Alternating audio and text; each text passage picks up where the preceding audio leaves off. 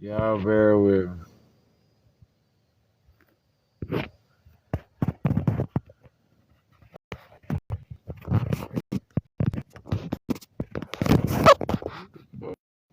This motherfucker is working.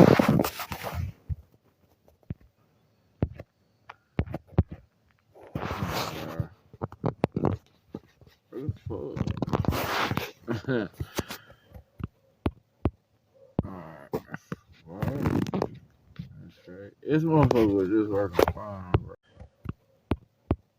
Alright. What? That's right. This motherfucker was just working fine, bro. What?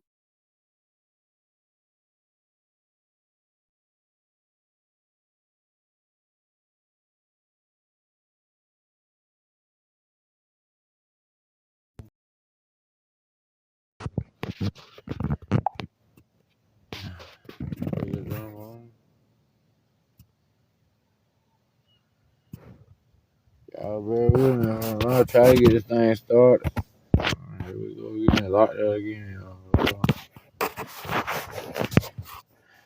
This thing don't know what it wants to do. Right. That was the problem with this phone.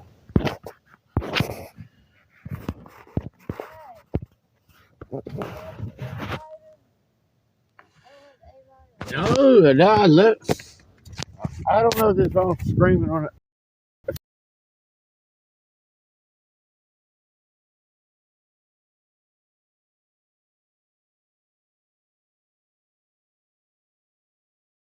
Have a, have a.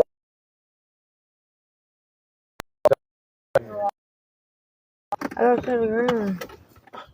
I don't have the green one. I left the green one in the house because I. Hold on. Put the filter on. You just gotta put the filter on. What's this green? You're gonna use it, but the green light is in the house. I'm trying to get the green, but it wants to. I don't know. It locked up on me. I finally got logged into my account, and it's doing ceramic type shit. You can do close out. Actually. I did when it did, and it rang. And then like you can it'll do that, but it'll take you right back. Look foggy. What if you make the camera look foggy? If your camera looks foggy.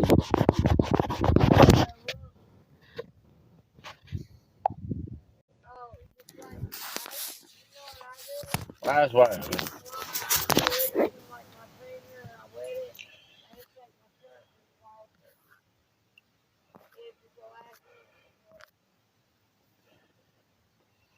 How the fuck it get so?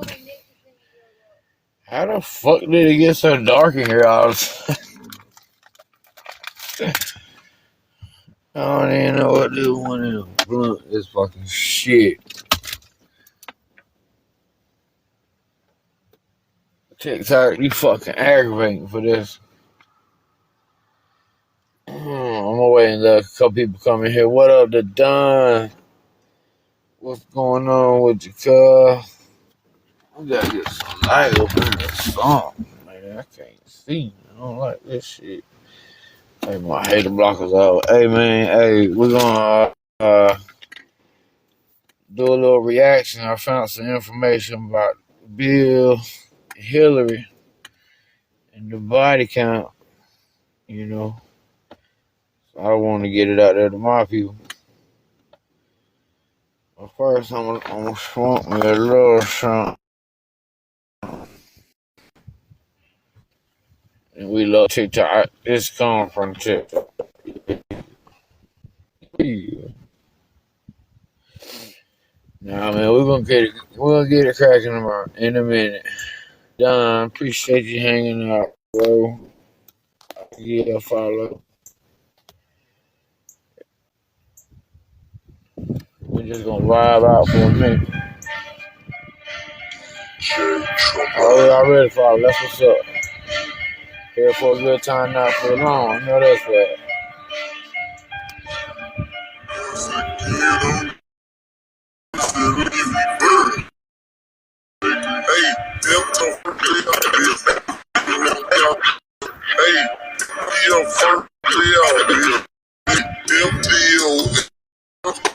First day out, bitch, fuck the fed, walked out the jail, I saw 6 forms. I just got out the bunk bed, 3 million cash, can't fit it. They come pussy on me. Put that pussy on me, bitch, I'm fresh from out the fed. They come put that pussy on me, bitch, I'm fresh from out the fed. Let's go. Fresh from out the fed, baby, come put that pussy on me. Talking in the strip club, ran out of one, start throwing a hands. Nigga, I came from the shit, the whole world been waiting on me. Took that knife off, R&D gave it to my little home, and now ain't no more to go, and I can't take the job. Ain't no more outfits from Southland Mall. This shit up made a couple thought my Jordan waited on me. She just acting faithful to it till I get home. Trust me, homie. I'm feeling patient. I might do a demonstration on GP. Shot in like 4 years. I ain't said the hit in 3 years. First go to your head. Ain't nobody slime as me. I'm the one from around the corner where they snake Martin Luther King is the aggressor. Out in traffic, cause Hank ain't in the back seat. Everywhere I go is cars trailing, cause reckless ain't driving. I get mad when I look around and my members ain't what they supposed to be. Whole war going on, I'm stuck in the cage, it drove me crazy. 30, man, me that drink. Turn bitch ass out my face. Where you at, Lil Don? Good Don. What you up to today, bro? Grass low the whole time on the snake. Plotting like 3 months away. He can't unsnake a snake. They choose the street, they chose me. Stepping on shit my line. They choose the rap, it told me. My name held too much weight before I got one from. Like I said, bro, when the title, I'm gonna get this clip and shit. I'm gonna get this video going. Motivated. Same day, don't touch all play it out. Go get your favorite, put it on your face. Get that bone thug therapy. When I got shit to say. You OG like me, you gotta get that bone thug therapy. Fuck a CA. This a FA, not a CA. Massive real edition. MMA man, oh my God, what happened to the Virgil edition? In the Ray, wide body, color that black badge edition. In the same skin pack since I left that man, you struggling nigga. Y'all on a race to the top, these niggas still can't get no bigger. I got rich and wild in jail, locked in the feds out doing niggas. My watch got on the watch, my chain got more chain than you niggas. This thing is real nigga, but I'm damn sure ain't Hey, how you like it chopped and screwed?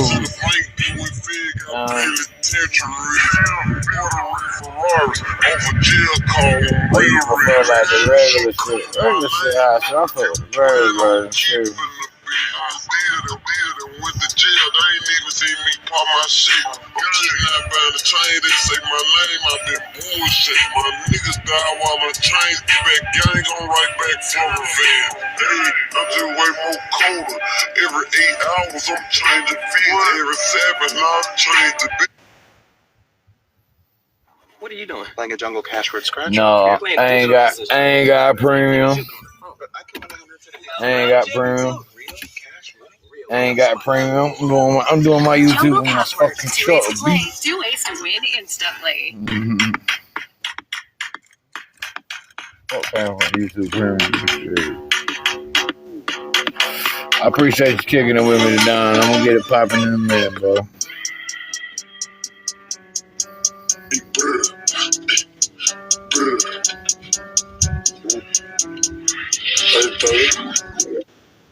That's the original shit.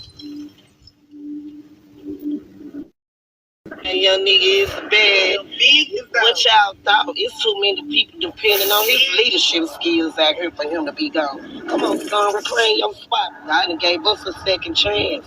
I'm talking about a whole second chance. And you control FBO videos on my whole second chance. They got out raw Gucci right back in the feds. Well, you can put it right back on. He can make a ball. Bitch, I'm fresh up out the feds. Then I went and raw Gucci. Now I'm back up in the feds. Somebody told me, motherfucker, in and out of jail, like they might have a girlfriend and they want to go somewhere. Nobody come from me, I said. I ain't say shit about Pooh Shiesty. I don't know the man. But I just said, motherfucker told me, you can't stay out of prison. Come on now, son, you out there walk and you talk there, bitch. Fuck the fed walk and you talk that gangster shit, man. And you tell them people what I be telling you. Again, I'm not even hey, FTO, first day out, bitch. Fuck the fed, walked out the jail. I saw 6 points. I just got out the bunk bed, 3 million cash. Can't fit in my hand, then sit some on my head. They come put that pussy on me, bitch. I'm fresh from out the bed. Baby, come put that pussy on me. Turn this fucking strip club, ran out of one, start throwing hundreds. Nigga, I came from the shit. The whole world been waiting on me. Took that knife all the way to R&D, gave it to my little homie. Nigga, ain't no more Mufasa, Mr. Goldman. I catch Jack the Johnny. Ain't no more outfits from Southland already set up, made in London. Couple hoes jumped off my bed, majority waiting on me. I'm just acting faithful to you till I get home. Trust me, homie, I'm feeling patient. I might do a demonstration off GP. I ain't seen nothing in like 4 years. I ain't said the head in 3. The mess host. So y'all welcome in. We getting ready to do. Around the corner where they snake Martin Luther King is aggressive out in traffic, cause I ain't in the back seat. And where I go in cars, traffic reckless ain't driving me. I get mad when I look around and my members ain't what they supposed to be. The Clinton body count. I'm stuck in a cage, it drove me pretty sure everybody's heard that, right? 30, pass me that drink. You ain't familiar with the Clinton body count. Yeah. Foster and the Whitewater real estate investments of the Clintons, so you could see how his investigations might have made Bill a little nervous.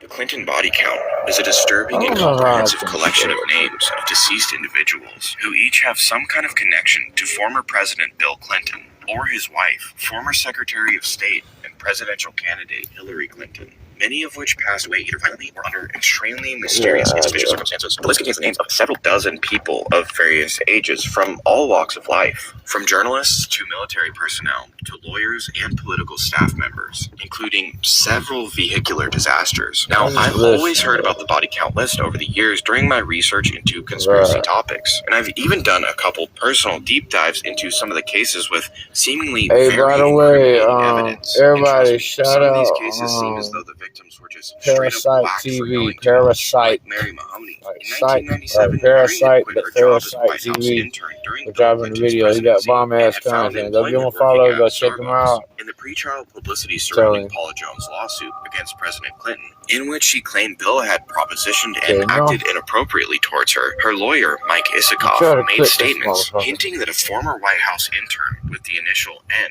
as in Mary, would be going public with her story of harassment taking place at the White House. Just a few days later, a gunman entered the Starbucks Mary worked at while the crew was closing up and executed Mary and her 2 fellow employees in an alleged robbery. Although no money was taken, the 3 employees, Mary Mahoney, Emery Evans, and Aaron Goodrich, were found in the cold storage room by the morning crew, making it seem like a professional hit.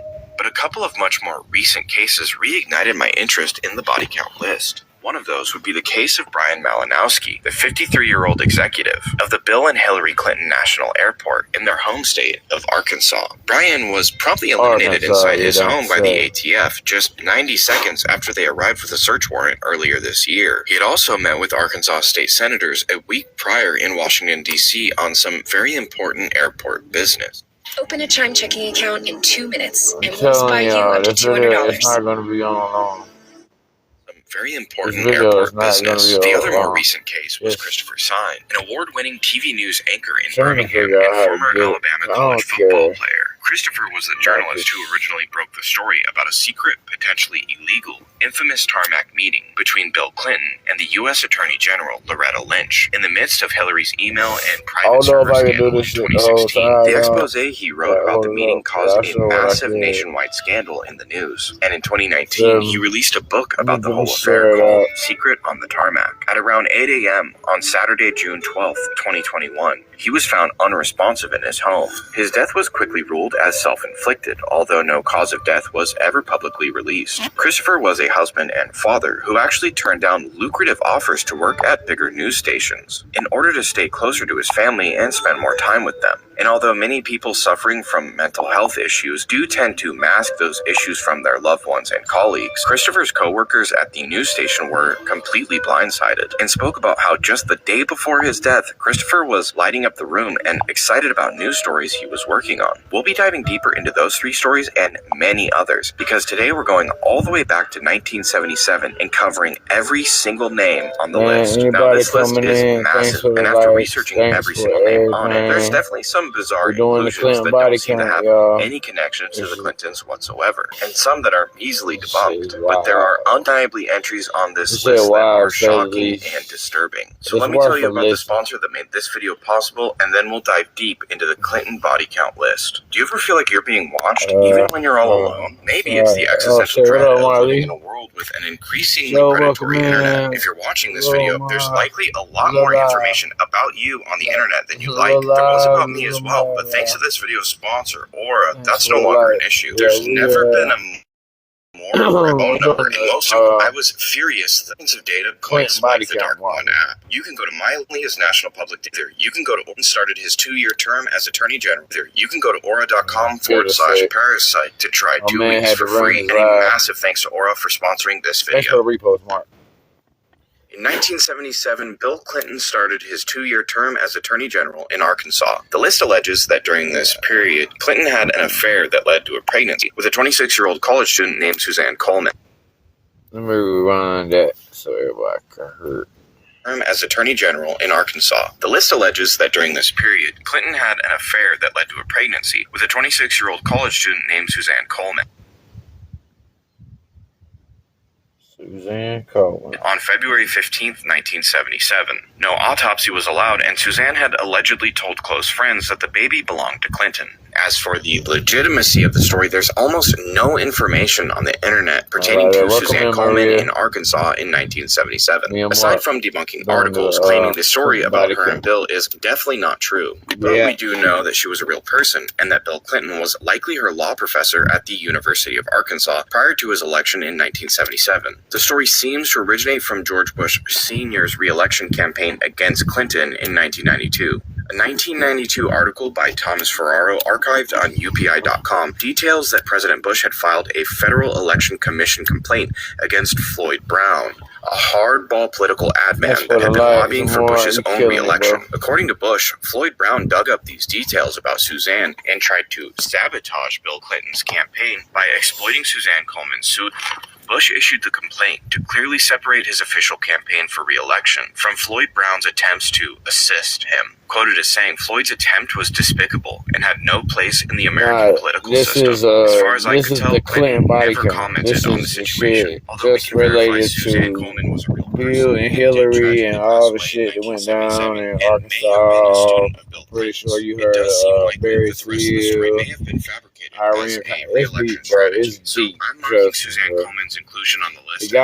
The guy's channel is Parasite Pete. PARASYKETV, Parasite TV. This is his video. So shout out to him. In the December 1979 issue of Penthouse and worked at but a bordello, yeah, it's about Bill and Hillary. About an hour drive from Little Rock, Arkansas. The bordello had 2 businesses, selling time with women and blackmailing any rich and famous people that may visit. The building was wired with hidden cameras, taking photos of any and all customers and their activities. In 1985, Arkansas Governor Bill Clinton was serving as chairman of the National Governors Association, with his sights set on the presidency. He also, allegedly, was a frequent visitor of the Fortis Bordello. The story goes that he was photographed in situations with Judy Gibbs that would be very threatening to his political aspirations. In December of 1985, Judy was caught up in a drug sting and was cooperating with authorities afterwards during the investigation. But according to the conspiracy theory, she may have attempted to use her connection to Bill Clinton as a way out. On January 3rd, 1986, Judy called the fire department to report a fire at her boyfriend Bill Puterbaugh's house where she lived, saying, "Bill Puterbaugh's house is on fire. Hurry, y'all, hurry." Puterbaugh's body was found next to a window, and bizarrely, Judy's body was found near the bed, still clutching the telephone, both appearing to have passed out and died from smoke inhalation, according to the report. No cause for the fire was ever found, or if it was hidden from inquiring minds. Local fire chief Roy Mosley had no explanation as to why the lovers were unable to get out of the house before it burned down. Also, every time your I'm neighbors going to be order posting packages, this on my YT you could be channel. earning extra income. It's Had the quickest no way explanation as to why the lovers were unable to get out of the house that I figured out. Quote, the only that I reason can I can get, think why they didn't is they were so overrun with smoke, so quick long-term and so format fast. on It was a my real YT tragedy. channel. As far as residential fires go, that was the worst This we say had. anonymous According right to the now, list, but, Bill Clinton's you know, bodyguard, it's Barry just saying, Spivey, made it's some saying both wild 420 claims about the reacts incident. on Barry YT. claimed that he was with Bill on his plane as they flew over the area Judy's house was So, located like, in, and that Bill pointed down towards the area and related to him that he knew Judy and had her issue of Penthouse on hand and showed Barry pictures of Judy. Some sources on the internet claim Barry was Manifest a to corporal in survive. the Arkansas Welcome State in. Troopers, but I could find We zero are trace of deep Barry diving Spivey's into existence the anywhere. Clinton Barry's story body about his count. experience with Bill Clinton bringing up Judy Gibbs on the plane seems to stem from a 1999 Newsmax report. But Yeah, of I'll course, do it. Newsmax archive only goes back to I the year got you. 2000. So either this is a fanciful point made up as a frightening detail of the Judy I Gibbs got you, story, or it's true, and Barry Spivey's existence has been all but bleached completely If you from the want to internet rap, surface. can I Judy's type it sister in the Martha chat? told the I ain't Daily damn Mail in live for so damn 2016, long. "I've always Rob, been can I convinced type that in Bill the chat? Clinton was responsible for the I don't fire, think I but I can have type no in the proof. chat. And what would happen if I had proof? Yeah, I have to You can't DM it touch to those you. people." Puterbaugh's son, Randy, tells a similar story to Martha, even though the two have barely spoken since a couple Don't days let after me the forget, fire. though. There are so many pieces of the puzzle. I believe it is a possibility that Bill Clinton was involved in their deaths. I know I wish I hired my own private investigator, but I didn't, so I guess I will never know. So Judy Gibbs died alongside her boyfriend Bill Puterbau in a mysterious and savage house fire. Look And at their this. surviving family Look at members that house still to this blowed day up, man. seem to harbor feelings that Bill Clinton was linked to their I'm on a deaths house due to fire Judy's like a profession. blowed up. I'm marking this one as suspicious. On February 19th, 1986, Cartel still in the hitman 80s. Miguel Velez gunned down 46-year-old private pilot Barry Seal outside the Salvation Army housing complex in Baton Rouge, Louisiana, in a brutal drive-by attack. Who Barry Seal was, why They just made, Tom Cruise just made a movie about, he played Barry Seal in a movie. It's called American Made. This guy flew tons of cocaine. he was at that Salvation Army housing complex, They was and why flying he it was in a for the target of the government. cartel in He's the the guy first that brought place down would all be Escobar. tied to one of the biggest scandals in modern American history. To really oversimplify a very complex situation, in 1979, a group called the Sandinistas overthrew the Nicaraguan government and established their own government. The United Thank States you, Mark. didn't like this because the Okay, Sandinista let's movement go. had close ties to Cuba and the Soviet Union, aka communists. So, the USA began backing an insurgent group of oppositional rebels in Nicaragua called the Contras, formed in Contras? 1981 Remember to them, resist Mark? the Sandinista government. According to President Reagan, the Contras were the moral equivalent of America's founding fathers. And like the founding fathers, they needed guns. By the way, I'm just going to say this ahead of everything I'm about to say.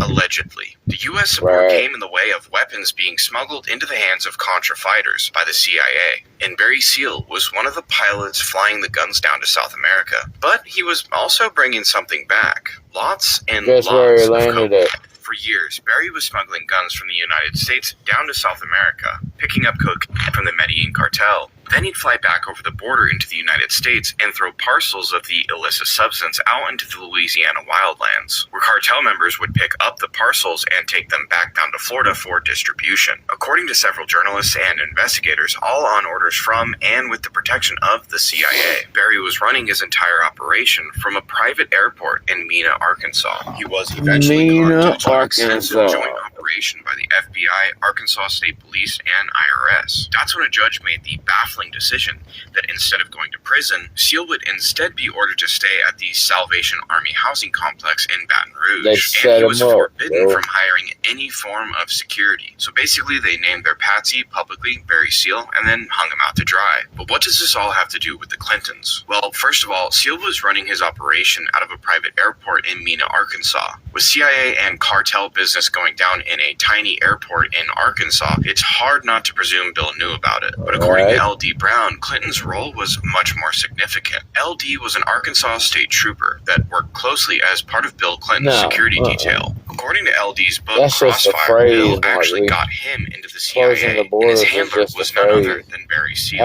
The first time the two met, the first words out of Seal's mouth were, "How's the gov?" obviously referring to Governor Clinton. There ain't no borders when you're flying, on some of Barry Seal's flights from Mena to South America, but claims he was absolutely shocked when he realized what they were doing was smuggling drugs for the CIA, and he was furious with Bill for roping him into the situation. When he approached Bill about it, the governor had a huge smile on his face. All that cocaine that Barry Seal was flying in was going to L.A., and I know everybody's heard of like the real Ricky Ross, the real Rick Ross, not the rapper, the real cocaine dealer, real crack dealer from L.A. This cocaine was supplied to him from the CIA, which was getting it in by Barry. Fun fact. I don't know if he mentions that or not. I don't think he does. Would have such a negative reaction. Clinton assuring Brown, saying, "Don't worry, that's Lassiter's thing." And that name, Lassiter, will be very important a little bit later. LD felt completely betrayed and terrified to be caught up in the smuggling ring. But in 1985, he was called into an office to meet with someone that identified themselves as Felix Rodriguez, Barry Seal's boss. Felix, in reference to Barry Seal, told LD, "Don't worry about him. We'll take care of him." And a year later, Seal was violently gunned down. So in reference to the body count list, they on the I'm local marking the level, Clintons' involvement in but Barry Seal's death as not directly only responsible, but because probably somewhat involved. somebody ain't propositioned them in the right way yet. Because every politician got a price. In 1987, we have the beginning of a seemingly massive conspiracy and cover-up, beginning with two teenage boys. 17-year-old Kevin Ives and 16-year-old Don Henry being struck by a train late one night in Arkansas, in a case widely referred to as the Boys on the Tracks. Almost a dozen mysterious deaths lead back to this case. On August 23rd, 1987, at around 4 a.m., a nearly mile-long Union Pacific train was traveling at around 50 miles per hour near Crooked Creek Trestle in Alexander, Arkansas. The crew of the train began to take notice that something was laid on the tracks ahead of them directly in their path. Although the train did not have time to stop before colliding with whatever was on the tracks, it's important to note that all four crew members on the train all distinctly remembered seeing what they believed was two figures sleeping on the tracks, covered up partially with a green tarp. The train was obviously very loud, and if you've ever been near a train as it goes by, you know it's impossible to ignore the rumble and vibration of the ground and tracks, and the train was sounding the whistle to try to wake the boys up, but they didn't move, making it pretty obvious that they weren't asleep, but already dead. And there would be a lot of evidence supporting that fact. The first piece of evidence supporting the idea that the boys were almost certainly already deceased when the train ran them over is very gruesome, but it is important to know. When a train hits a living person, the blood that exits that person is a light reddish pink mist, and the body parts react in a certain way. But if the body that the train comes into contact with has already been deceased for a period of time, the blood is a much darker purple and coagulated, which was the case with the boys on the tracks. So much so that when the crew exited the train to check out what they had struck, although incredibly gruesome and a horrible tragedy, they could pretty easily tell that the boys had already passed away a while before the train was ever involved. They don't want you to know about it. Hey, did you know you might get a big cash payout if you were in a car accident up to 1 year ago? Even if you weren't driving, just click the link around.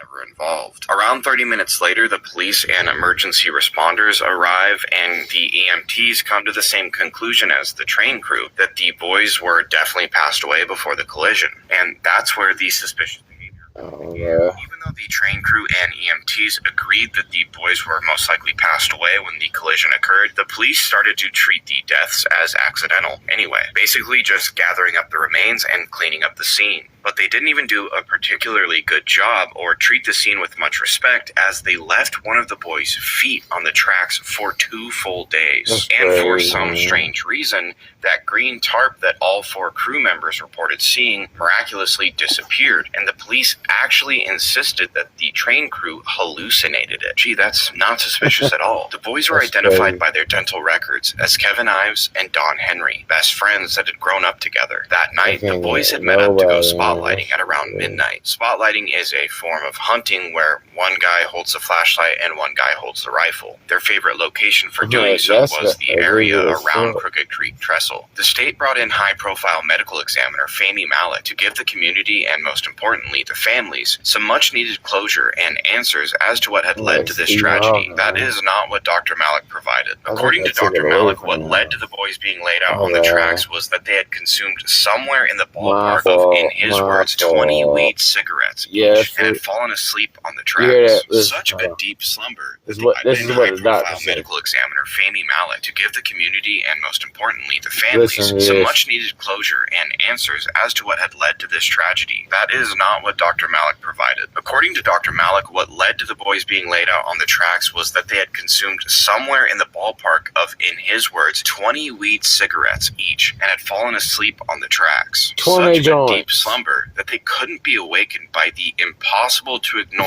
rush of a massive mile-long train speeding towards them, or the piercing shrill tone of the train's whistle, also ignoring all physical evidence that the boys were clearly not alive when the train hit them. The boys' families absolutely did not buy this explanation. So in April of the next year, 1988, Kevin's body was exhumed and another autopsy was performed, this time by Atlanta medical examiner Dr. Joseph Burton. Burton discovered that Kevin had actually died from a crushed skull prior to being placed on the tracks. It was also discovered after Don Henry's body had been exhumed that he had been stabbed in the back multiple times. Dr. Burton also claimed that based on his examinations, it seemed that Dr. Malek had taken measures to intentionally destroy parts of the remains, possibly in order to hide evidence. At the time, there was major public backlash against Dr. Malek's apparent errors, but none other than Governor Bill Clinton stepped up to bat for Malek, excusing that he was tired and stressed out. At this point, local prosecutor Dan Harmon emerged, offering his services to the boys' families and reassuring them that he would do everything in his power to figure out what happened. Well, I can tell you now, over 30 years later,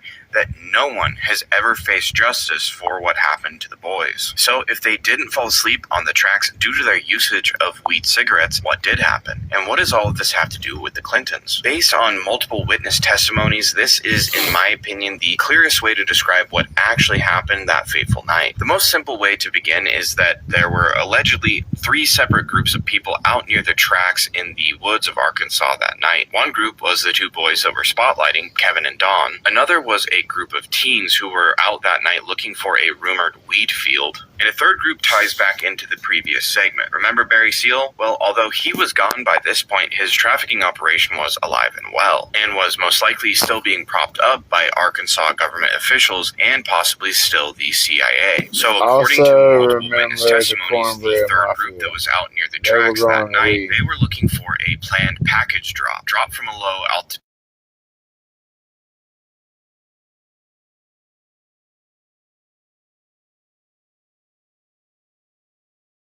for these package drops. Allegedly, the head of the group that was searching for the package drop was none other than Dan Harmon, the prosecutor that promised to figure out what happened to the boys. The story goes that Kevin and Don were spotlighting when they bumped into the group looking for the package led by Dan Harmon. Something happened, a shot rang out, and the boys were actually able to escape to a nearby store. Making it to the store, they were approached by 2 police officers, Jay Campbell and Kirk Lane, who, according to witnesses at the store, attacked the boys and forced them back into the car and then drove them back towards the train tracks. And some theorize that the boys were actually killed by those police officers who were allegedly complicit in the drug smuggling operation, and then they brought the bodies back to train tracks on Dan Harmon's orders.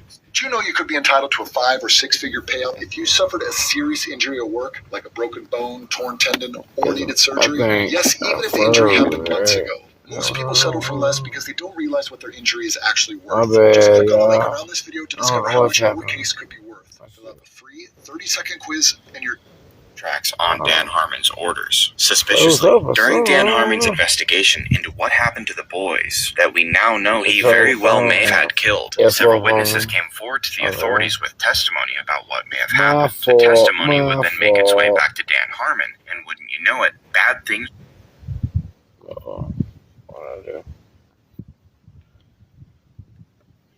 Yep. All of it on his orders, Mark.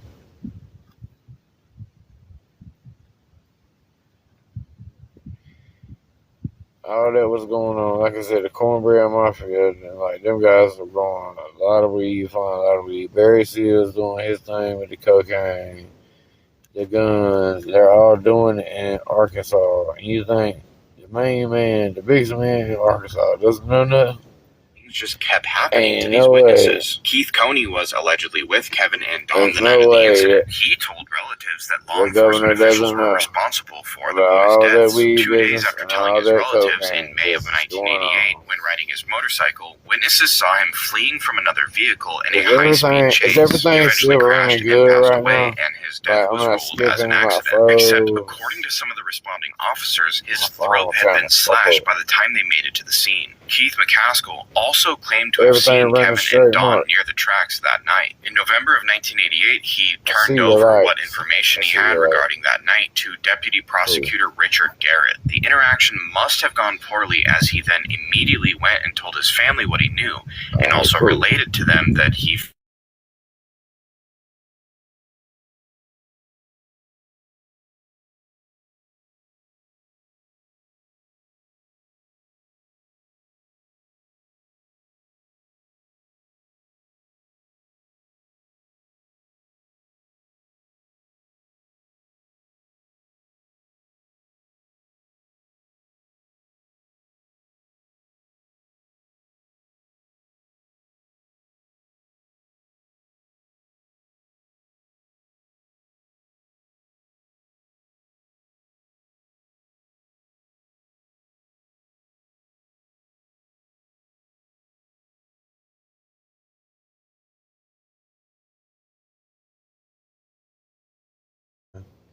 McCaskill was absolutely convinced that he was going to be killed, so much so that he arranged his own funeral and started to tell his friends and family goodbye. And he was right. Within days of telling Deputy Prosecutor Garrett what had happened, he was found stabbed 113 times. In January of 1989, Gregory Collins was scheduled to appear in front of a grand jury to testify about what had happened to Kevin and Don. Before the date arrived, he was killed by a shotgun blast to the face. It was ruled a suicide and no autopsy was performed. Booney Barrett, a friend of both Greg Collins and Keith Coney, was rumored to know exactly what had happened at the tracks that night, most likely hearing the story directly from his eyewitness friends. In March of 1989, Booney vanished without a trace and he has never been found. In April of 1989, Jeff Rhodes told his family that he knew too much about the boys on the tracks. His body was found with multiple severe gunshot wounds to the head. His hands and feet had been partially removed with a saw-like instrument,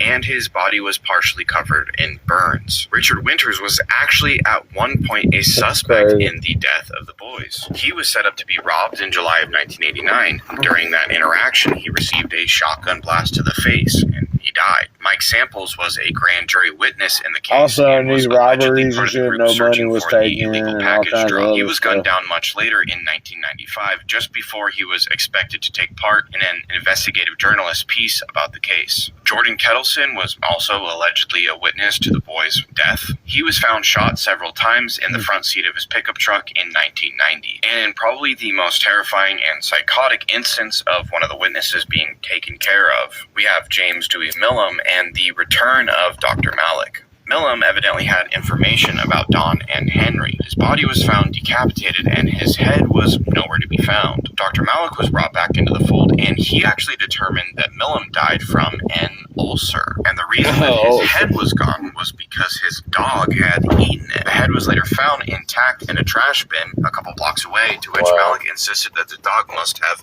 regurgitated it, clearly seeing Malik being used again to sweep a mysterious death under the rug. So once again, what does this all have to do with Bill Clinton? The dog Well, it would ate the seem as head though and through various regurgitated it connections back and mentions perfect. by hardened criminals Get in the the drug fuck trade out of and here. by investigative journalists, CIA assets and government officials, along with Barry Seal, had built and maintained the whole Mena, Arkansas pipeline to South America. Bill Clinton, during his tenure as governor, allegedly knew full well that all this activity was going on and basically allowed, if not the money facilitated, always the creation flows and continuation of this illegal and deadly business. One perfect example of this is Dr. Fahmy Malik. After Malik's first bizarre declaration that the boys had most likely fallen asleep on the tracks due to their usage of weed cigarettes, and the fact that based on the secondary autopsies, it seemed as though he may have desecrated the boys' bodies in order to obfuscate the truth, he started to receive some major public backlash. Clinton flexed his power and defended Malik, excusing these incredibly disturbing events, saying Malik was just tired and stressed out. And then, after the whole thing was basically swept under the rug, Clinton actually introduced legislation that wound up seeing Malik receive a $30,000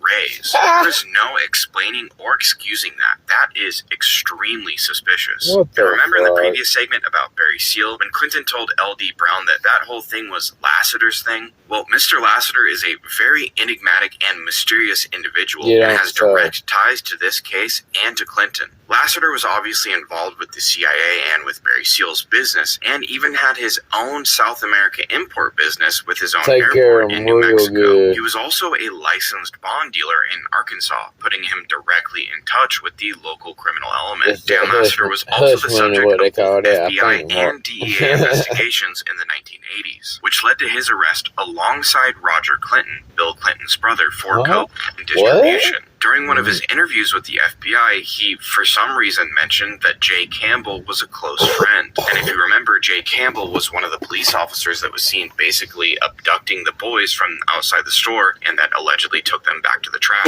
And he was one of the two main suspects throughout the investigation. In 1997, Dan Harmon, the prosecutor who was in charge of the investigation, was arrested and charged federally for racketeering, extortion, and drug conspiracy charges. Although he nor anyone else would ever face justice for what happened to Kevin Ives, Don Henry, or the other several people that lost their lives in the aftermath. Because of all the intricate connections Bill Clinton shares with the Mena, Arkansas cartel and various bad actors involved in this case, I'm marking his involvement here as highly suspicious. The master of curly hair tutorials becomes a student again?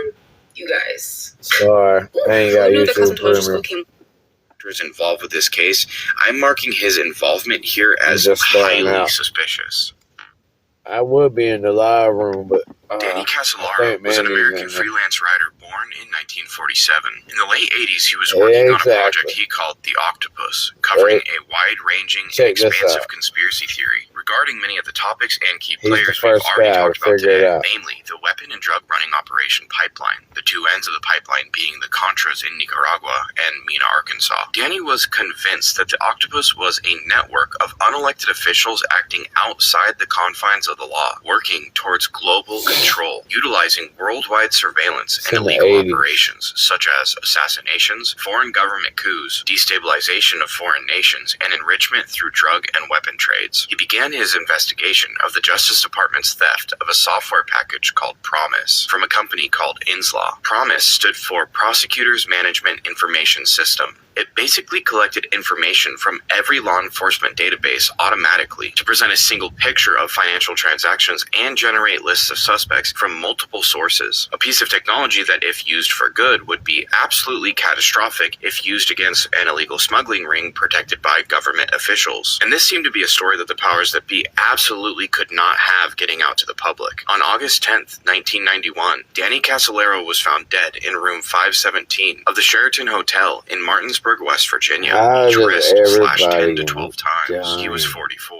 After his death was ruled a suicide, his family protested the ruling, arguing that this was highly unlikely. Danny was traveling to West Virginia in connection to his octopus story, and he told his brother that leading up to the trip, he had been receiving strange, harassing, and sometimes threatening phone calls late at night. He also made a point of telling his brother that if anything happened to him during his trip to Martinsburg, that it definitely was not an accident. Danny also had a well-known fear of blood and was even afraid to take blood tests because of it, the family stating that it was incomprehensible that even if Danny had committed suicide, this would be the last method he would choose. I think it's highly likely that Danny Casolaro was assassinated, and even though I doubt Clinton was the shot caller this time around, his name undoubtedly would have been on Danny's list as someone that would be implicated in this conspiracy. Like I said, the money flows up.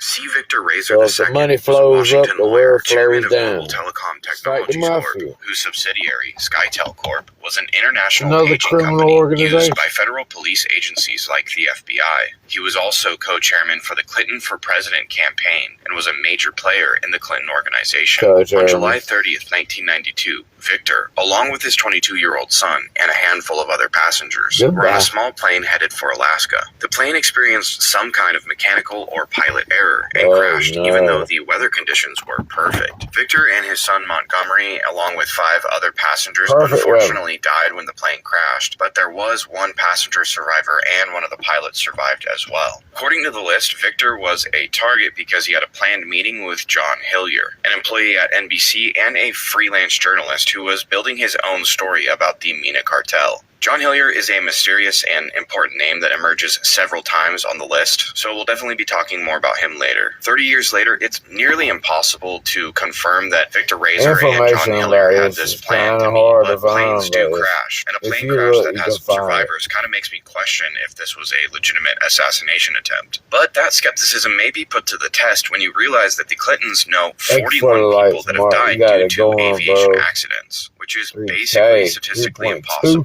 Until we see more, I lean more on the side of the crash that took Victor Razor and his son's lives as probably being an accident. Paul Tully was a very successful political strategist. He authored several key strategies for Bill Clinton and the Democratic Party, including a very effective strategy to make the party competitive in presidential elections again. On September 24th, 1992, Paul was found dead in a hotel room in Little Rock, Arkansas, of unknown causes, and there was no autopsy. But some knew. I'm gonna do more of this. This is my first time, actually. You probably know that. But, yeah, I'm going to do more of this, but I'm obviously going to update my format. I'm not in the live room right now because Mandy's using it. But, yeah, I'm going to do this, and it's going to be posted on my YT channel, which is Sambo420 Reacts.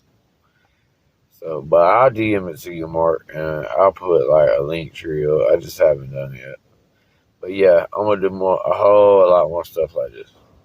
To make the party competitive in presidential elections again. On September 24th, 1992, Paul was found dead in a hotel room in Little Rock, Arkansas, of unknown causes, and there was no autopsy. But some news agencies reported that the cause of death was either a heart attack or stroke. After his death made the news, Bill Clinton said, "A dear friend and trusted advisor, Paul had one of the nation's greatest political minds and one of its biggest hearts." At the time, the LA Times called Tully a beefy, intense, chain-smoking political operative. So although there may be more to the story, considering the fact that in 1992, in the United States at least, the leading cause of death in men was heart disease, it seems highly likely that Paul Tully did die of natural causes. You're right. With the list names as Paula Grober was actually Paula Gober. Paula was an accomplished speech interpreter working for the Office of the Deaf and Hearing Impaired in 1977, when she first interpreted a speech for Bill Clinton. She went on to interpret throughout his political career, all the way until just after his election in November of 1992. The last speech she ever interpreted was Bill Clinton's presidential acceptance speech on December 9th, 1992. Her car veered off the road in a one-car accident. It was reported in the news that she was thrown exactly 33 feet from the vehicle. Bill commented on the tragedy through a spokesperson. Hillary and I extend our sincere sympathy to Paula's family. I had the privilege of working with her over many years. Although there's no clear motive as to why the Clintons I'll tell you this right now, Mark. I don't know why that motherfucker ain't in prison. Because if it was me, I'd have been locked up 20 Jim years Wilhite ago. was a high-powered businessman, the chief executive officer of Entex Inc., and vice chairman of its parent company, Arkla Inc., both natural gas companies. In 1992, after Clinton's election, Bill appointed Arkla Inc.'s chairman and CEO, Thomas Mac McClarty, to the position of chief of staff in his cabinet. Bill and Mac McClarty had been close friends since childhood. Less than a week after McClarty became a member of the cabinet during a family ski trip, witnesses found Jim Wilhite unresponsive on the slopes, with massive head trauma, and he would die days later during surgery. If they lock one up, they have to lock them all up. As an accident. Ski accidents do happen The files are ridiculous. Everybody's in them.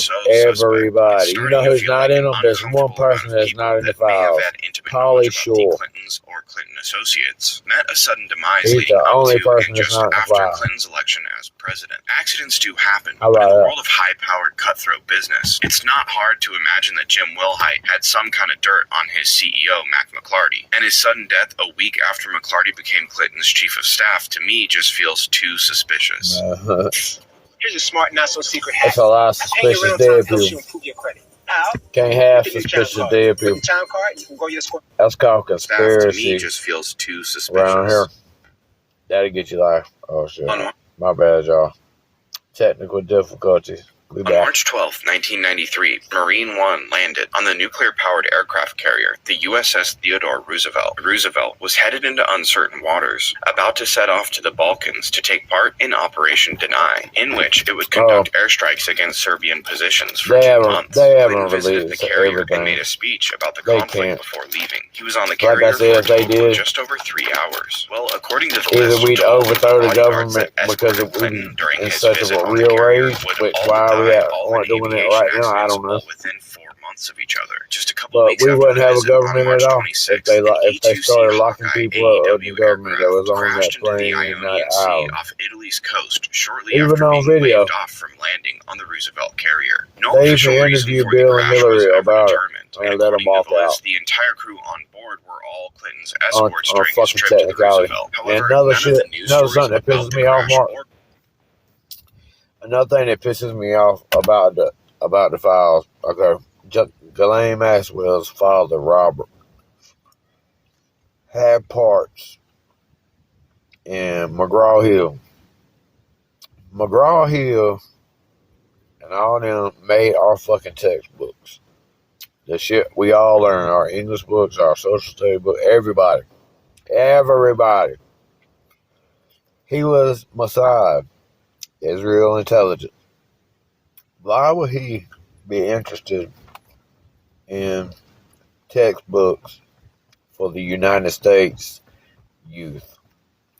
And I digress. about the search for the crew ever mentioned any of the crewmen's names, which is kind of interesting for Thank you two for the light, reasons. Mark. It's interesting that the list claims that all of these crewmen were with we're gonna Clinton have during the lots of Roosevelt videos trip, because how could they possibly like know this. that if we don't know the names of the crewmen? But also, deaths in the military are extremely well documented, and suspiciously, the Naval History and Heritage Command website that lists all casualties of U.S. Navy and Marine Corps personnel killed or injured in accidents doesn't list the 1993 crash at all. Less than 2 months later, on May 19th, 1993, a VH-60N Black Hawk helicopter belonging to the presidential fleet was on an inspection flight near the Marine base in Quantico, Virginia, when it crashed violently. All 4 crew members on board were killed. And again, according to the list, all 4 that crew was members one in this that crash was a were Black also Hawk that was escorts during the presidential. Roosevelt That trip. means The list also details a flew third with Air incident, Force which One. is the exact type of inclusion that annoys me on this list, And so it I'll just read it crashed. exactly how it's written, and maybe you'll see why it's hard to take seriously. Trainer. 3 other men who had flown Clinton to the And Roosevelt Quantico. for that visit That's also the died FBI later headquarters. in a helicopter crash. crash, died 1993. I'm going to need a bit more than that if I'm going to somehow connect this to a vast overarching conspiracy, or to the topic at hand, the Clintons. Like, you can't just say, also 3 other guys died, trust me. I know we don't have names for the Ionian Sea crash, but with that one, at least I have enough information to confirm that it did happen and was directly connected to the USS Roosevelt. There's no way to confirm whether or not these particular Marines and naval personnel were the security detail during Clinton's visit. I did look it up. I couldn't find any information on what security was provided outside the Secret Service. But if they were the security detail, of course, this would be really suspicious. It's just kind of impossible to figure that out or not.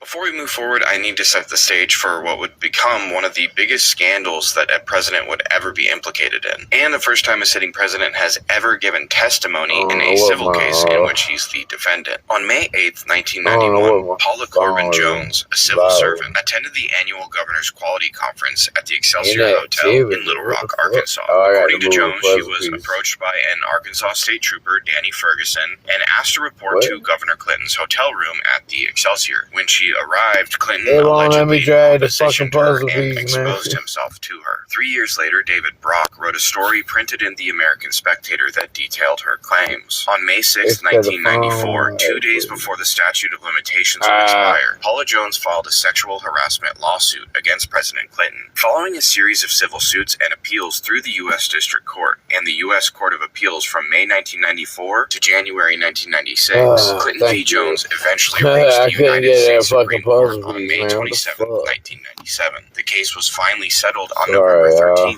1998, with the judge ruling in Clinton's favor, with Justice John Paul Stevens citing that Jones was not able to prove that she had been injured personally or in her career by Bill Clinton. Although, 1 year later, Judge Wright found Bill Clinton in contempt of court for giving intentionally false testimony in the Jones v. Clinton case and required him to pay a fine of $90,000. So let's go back to Danny Ferguson, the police officer that allegedly brought Paula Jones to Bill Clinton's hotel. Just a few days after the lawsuit was filed in May of 1994, Kathy Ferguson, which was Danny Ferguson's ex-wife, was found passed away in her living room. She died of a gunshot wound behind her left ear, although she was right-handed and the gun was found in her right hand. She apparently left a suicide note, but her body was found in the living room right next to a bunch of packed luggage, as though she was about to leave town. Her fiancé, Bill Shelton, who was an Arkansas State Trooper, was found passed away at Kathy's gravesite exactly 1 month later, also with a bullet hole behind his ear. He allegedly left a note saying, "I can't stand it anymore." According to the list, the local police chief was highly suspicious of the circumstances surrounding Bill's demise, but I couldn't find any news articles from the time to verify this claim. I think it's pretty easy to imagine that if you are named in a massive lawsuit along with the sitting president, you're probably going to get a visit asking if anybody close to you knows anything. I think in this case, that person, unfortunately, was Kathy Ferguson, and I could see her state trooper fiance not wanting to go quietly.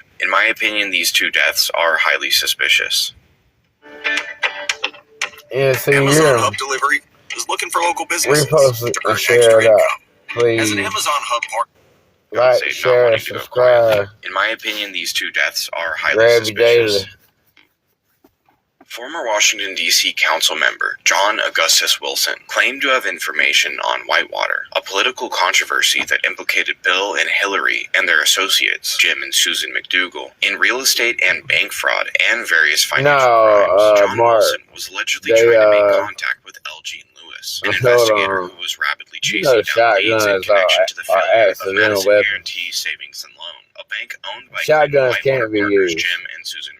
They always on May 18th, accidentally go off. Before Wilson was able to get in touch with Lewis and whistleblow about whatever he knew about the Whitewater situation, he was found hanged in the basement laundry room of his home by his wife. The death was, of course, ruled as a suicide, but it's my opinion that Wilson's death was highly suspicious. Paul Wilcher was a Washington attorney and yet another person investigating. I don't even know what the count's up to now, body-wise, Mark, but we don't mean this for people in. According to high-powered attorney Janet Reno, Wilcher had delivered a 105-page affidavit to her, including evidence to corroborate his story just 3 weeks before his death. The evidence never saw the light of day, which may have something to do with Janet Reno becoming Attorney General during Clinton's presidency. And on June 22, 1993, Wilcher was found passed away, sitting on the toilet inside outside his apartment. And Wilcher's cause of death was never publicly released, which is strange if he died of natural causes. Vince Foster was an attorney who served as Deputy White House counsel during the first 6 months of the Clinton administration. He was found dead from a gunshot wound to the head in Fort Marcy Park, about a 15-minute drive from the White House. On July 20th, 1993, the death was of course ruled as a suicide right away. The media would portray Vince as a White House aide who had done this possibly because he was about to be caught up in a White House scandal known as Travelgate, which consisted of the firing of several White House staff and had gotten a little bit of backlash from the media. But it wasn't quite that simple. Foster was actually another childhood friend of Bill Clinton. The Clinton body count, Bill making several public statements regarding experiences they shared as kids. Foster was made partner at the Rose Law Firm in Little Rock, Arkansas in 1974, just in time to be in a very powerful and helpful position during the Mina Cartel days. Just to be clear, Foster was never implicated in any of the investigations, but it's hard to imagine being that close to Clinton that he had no idea what was going on, being a lifelong close friend and collaborator to Bill, and working at a law firm in Little Rock, while we basically know that Bill was allegedly running or very high up in the Mina Cartel. And of course, once Bill secured the White House, Foster was brought in as part of the inner circle. The conspiracy theory that is all but confirmed is that Vince Foster had actually been subpoenaed to testify during the Whitewater scandal, the one that implicated the Clintons in several financial crimes, and that because Vince Foster knew way too much, he was taken care of. During the federal investigation, it became known that the White House had strangely waited for about 30 hours before handing over a torn-up suicide note from Foster's briefcase. According to White House officials, it took them 30 hours to deliberate if and when they should hand over the note because they wanted that. We know Vince Foster knew something, and that something was probably on paper, have the thought care of. During the federal investigation, it became known that the White House had strangely waited for about 30 hours before handing over a torn-up suicide note from Foster's briefcase. According to White House officials, it took them 30 hours to deliberate if and when they should hand over the note because they wanted to make sure the family had been made aware first, which for me is a detail that the more I think about it, the stranger it gets. Why would the White House have the note at all? Was the briefcase that contained the note with Foster in Marcy Park or in Foster's office at the White House? In either case, how would White House officials come across the note before investigators? Well, we actually have the answer to that. We know Vince Foster knew something, and that something was probably on paper, as both his office in the White House and his office at the Rose Law Firm in Arkansas were tampered with the night of his death. On March 5th, the Tampa Bay Times published an article that I was able to find an archive of titled "Courier, I Shredded Foster Documents," which details how Clayton Lindsay, just 19 years old at the time, told the LA Times that he and his roommate Jeremy Hedges both worked at the Rose Law Firm as couriers at the time of Vince Foster's death. The night Foster's body was discovered, they were hurriedly ordered to shred any and all of Vince Foster's documents that more than likely pertain to the Whitewater scandal. And on the other hand, several news outlets reported that Patty Thomason, another one of Clinton's partners from the Arkansas days, along with White House counsel Bernard Nussbaum and Margaret Williams, Hillary's chief of staff, were all three tossing Foster's office in D.C. the night of his death, allegedly looking for the combination to his safe. Foster's death was kind of the breaking of the dam for a lot of people as far as the suspicion surrounding the Clintons' shady business practices going mainstream. It's my opinion that the Clintons' involvement with Vince Foster's death is extremely suspicious. We'd all have George. We'd all be in prison. Enjoy cooling. Extremely suspicious. According to his wife, when Jerry Luther Parks heard the news of Vince Foster's passing, he turned to her and said, "I'm a dead man." And 2 months later, he was. His death would not be made to look like a suicide or an accident, however. He was violently gunned down in his car. A gunman fired one shot through the rear window, striking Parks, then walking up to the side window and firing 3 more shots, all striking him. Jerry was on Clinton's gubernatorial security team for years in Arkansas and supplied all the bodyguards during his presidential campaign and the following transition of power. Not only did President Clinton allegedly owe Parks an outstanding debt of $81,000, Parks had also been keeping a dossier on Clinton containing everything he had witnessed while working for him, from the Mina cartel dealings all the way to Clinton's sexual escapades, with pictures and dates. What Jerry believed would be his life insurance file probably led to his death. According to his wife, he had made several large cash transfers to Foster, and after his assassination, federal agents showed up and removed all Jerry's files and the family computer. Jerry Parks' death was obviously an assassination, which in my mind makes it very suspicious. On September 9th, 1993, Stanley Hurd, the chairman of the National Chiropractic Healthcare Advisory Committee, as well as the chiropractor who had personally treated Bill Clinton's mother, stepfather, and brother, and member of Clinton's advisory council, boarded a plane with his personal lawyer, Steve Dixon, at the Dulles Airport. Shortly after takeoff, their plane began experiencing issues, so it landed back at the airport. They then proceeded to rent a different plane, and shortly after that plane took off, it crashed due to an onboard fire. The two men were burned beyond recognition, adding them to the growing list of Clinton associates to die in aviation accidents. I'm also going to add that the list has these deaths marked as occurring on October 10th, 1993, but this is incorrect, as the death occurred on September 9th, 1993, as seen here in a Washington Post article from the next day. On November 29, 1993, according to Kathleen Willey, during a confirmed afternoon meeting between herself and President Clinton in the Oval Office, he forcibly embraced her, kissed her on the lips, and groped her. The next day, her husband, Ed Willey, a real estate attorney and Clinton fundraiser, died from a shotgun blast deep in the Virginia woods. There was no note, but the death was, of course, ruled. So either he was taken care of to try to keep Kathleen quiet, or he did so because he believed the rumors about his wife, which were that Kathleen had been pursuing some kind of relationship with Bill Clinton for some time, following him to events and wearing clothes she thought he would like, and made the allegation as retaliation when it didn't happen. Clinton would allegedly deny the allegation, telling Monica Lewinsky that it was absurd because Kathleen was a small-breasted woman, which wasn't his thing. This one is at least mildly suspicious. So let's talk about Gandhi Baugh. On January 8th, 1994, Gandhi Baugh allegedly jumped out of a window of a multi-story building. According to the list, Gandhi was a close associate of Governor Clinton and the Mr. Lassiter named in the various investigations into the Mina cartel. However, I could find almost no information about Gandhi other than various right-wing blogs repeating the blurb from the list. But like I said, if they did, if they hit them with the RICO, they had to arrest every fucking body in the government. We wouldn't have a government. James Bunch was an influential Texan that was allegedly running a prostitution ring out of Austin, Texas. He was found dead from a gunshot in an apparent suicide in February of 1994. Bunch, of course, kept an extensive list of every client that had visited any of his properties. His inclusion on the list inferring that, of course, Bill Clinton was on that list of clients. However, I was unable to find any information connecting the two whatsoever. That just doesn't happen to connected, people there's that just know not really things. that much to go on here.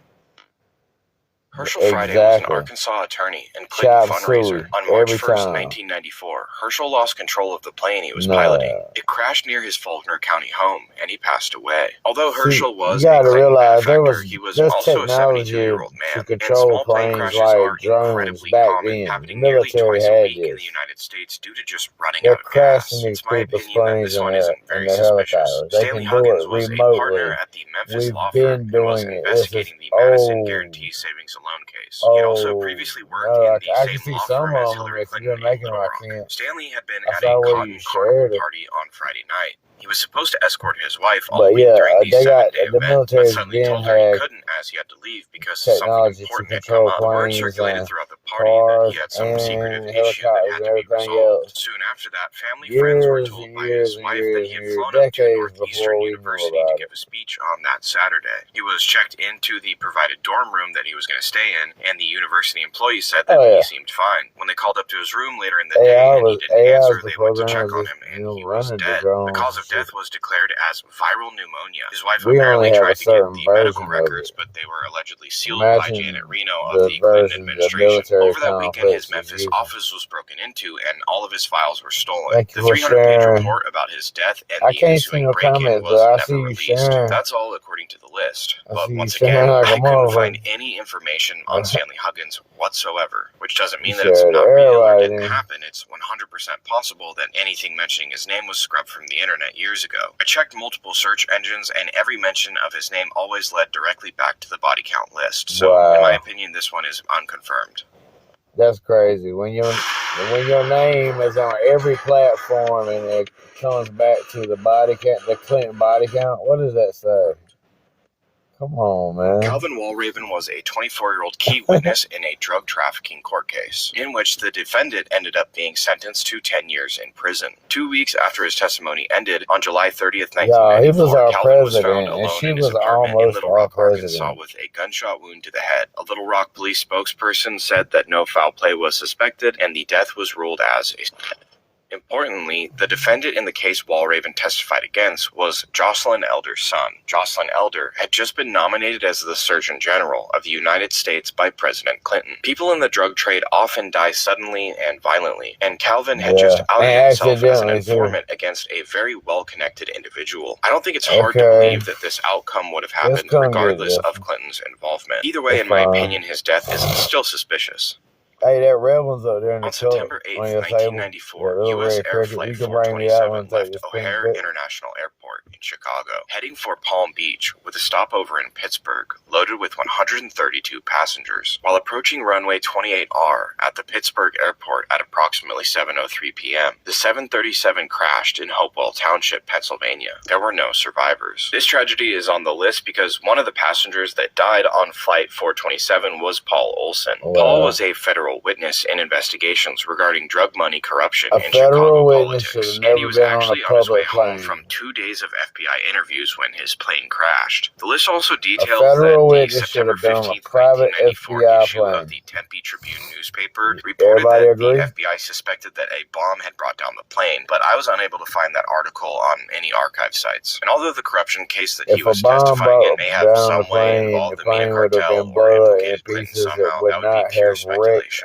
This is one of these several names that the list doesn't seem to try very hard to explain the connection between the departed and the Clintons. They crashed on the ground. Florence Martin was an accountant who worked as a subcontractor for the CIA, and according to the list, she made it out of the whole Mina Cartel Barry Seal days with the paperwork and PIN number to an account that had been set up in the name of Barry Seal for $1.46 million at the Fuji Bank in the Cayman Islands. In October of 1994, she was found dead with 3 gunshot wounds to the head at her home near Mabel, Texas. And according to the list, just after her death, the money was switched out of the account and into an account located in the Virgin Islands. Her murder remained unsolved for almost 20 years, but in 2012, DNA linked 50-year-old Jack Wesley Milton to the crime scene. He pled not guilty. 2 years later, he was found guilty of capital murder. Jack Milton was sentenced to 30 years for burglary with intent to commit another felony in 1988, but he was paroled in 1991. So he was either reoffending, burglarizing Florence Martin's home when it escalated to murder, or he was paid to do it by some shady government organization and used as a patsy. However, if he was going to be used as a patsy, I don't think it would have taken 20 years to link him to the crime.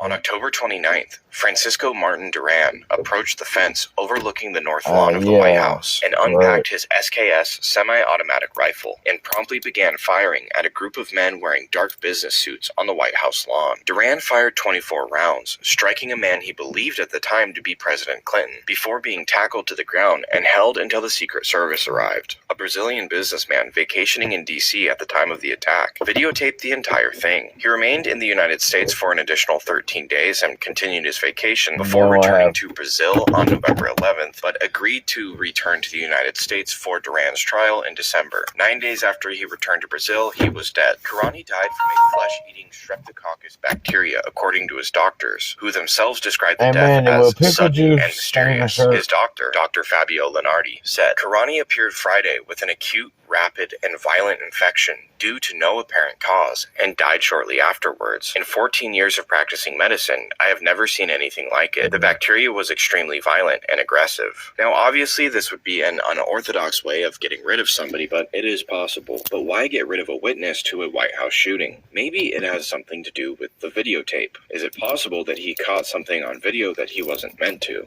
I did find some old footage of the event and noticed a very strange detail. Oh man, to wash my new car, my shirt.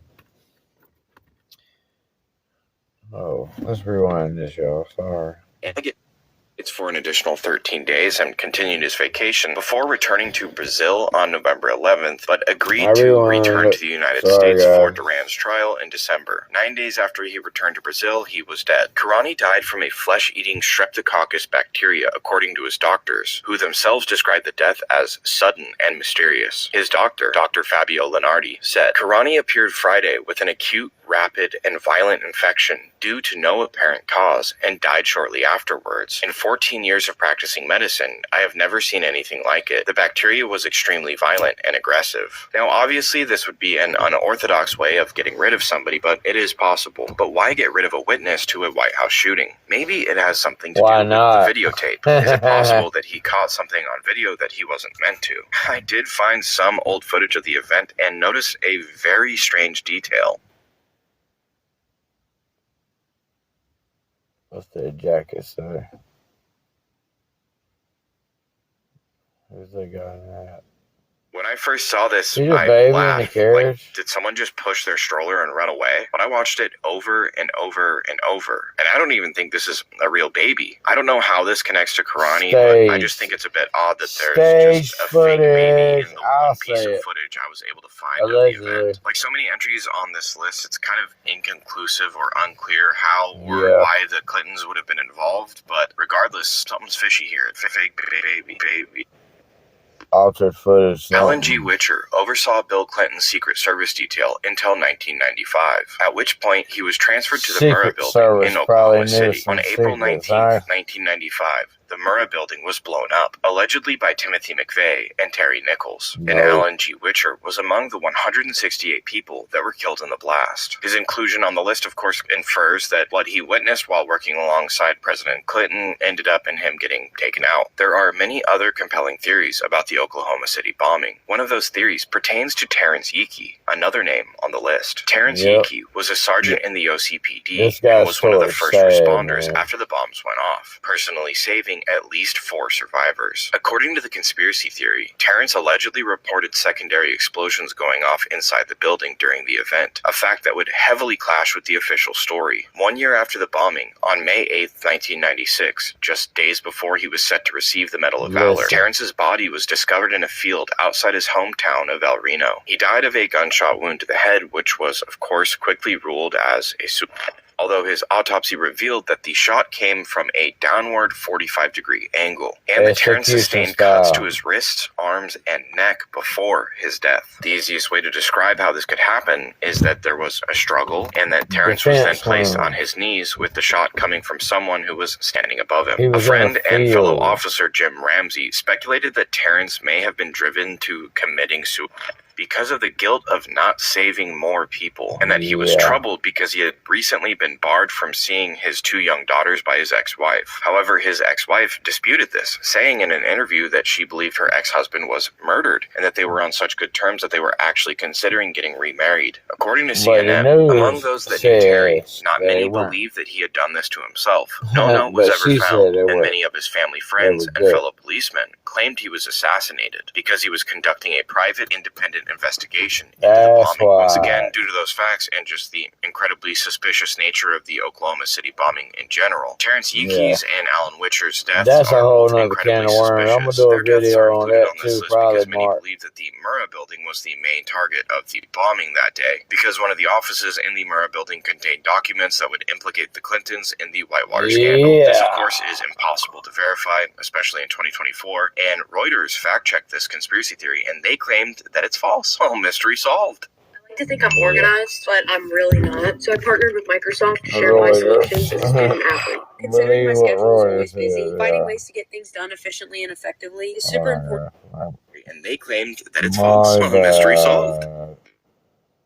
On August 18, 1996, a military plane carrying a Secret Service agent, 8 Air Force crewmen, and an armored vehicle used by security officers in the presidential motorcade took off from the Jackson Hole, Wyoming airport following a stay at Clinton's Wyoming retreat for his pre-birthday celebration trip. The plane was headed for New York, where the agent and the armored car would be meeting up with the president for his birthday. 3 minutes after takeoff, the plane slammed into the side of Sheep Mountain, also known locally as Sleeping Indian Mountain. The plane exploded in a fireball fireball so bright and violent that it was visible to Teton Village, a resort town 20 miles away. There were no survivors. A party of 28 searchers arrived on foot and on horseback hours later, but due to the location of the impact taking place above the timberline and the ferocity of the crash, the plane was traveling over 200 miles per hour and had nearly 40,000 pounds of fuel on board. The crew found only smoldering fragments. After the search for survivors was called off, President Clinton was asked to comment on the tragedy. Shortly after returning to the White House from Wyoming, but before leaving for his birthday party in New York City, President Clinton commented that the loss of the agent and the crew were, quote, especially painful to us because they worked for me and did an invaluable service, and I am very sad about it. Although I'm sure this crash was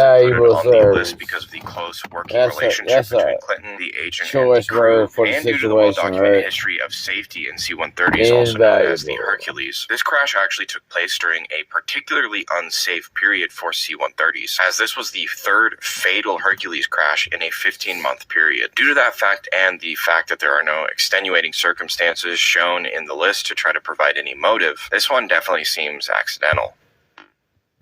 John Hillier was an NBC cameraman that in the early 1990s became involved with several others in the search for the truth about the events that led to the deaths of Kevin Ives and Don Henry, the boys on the tracks, while also working on his own personal journalistic investigation into the Mina Cartel. Hillier also worked alongside filmmaker Pat Matroschiana as a cameraman and producer behind the two documentaries, The Circle of Power and The Clinton Chronicles. Both documentaries were claimed to be investigations into the, at the time, several mysterious deaths surrounding the Clintons and the Mina Cartel. John died under some extremely mysterious circumstances in 1996. And before I tell you how, I just want to say that it was extremely difficult to source this information. Almost any mention of John Hillier has been wiped from the internet, other than his name being mentioned in a couple of New York Times articles lumping him and Matroschiana in with others that were investigating the Clintons, calling them Clinton crazies. In 1999, Matroschiana was interviewed after he had become the defendant in a multi-million-dollar lawsuit over one of the films he had made about the boys on the tracks called Obstruction of Justice. It was in that documentary that Matroschiana named Jay Campbell and Kirk Lane as suspects. Campbell and Lane were the two very suspicious police officers that witnesses described seeing load the boys back into the police car and taking them back towards the train tracks. And after the documentary was released, they actually sued Matroschiana for naming them as suspects. In an interview with Sarah Foster for WorldNet Daily about the lawsuit, he made the following statement about his former collaborator, John Hillier. John thought his life was in danger,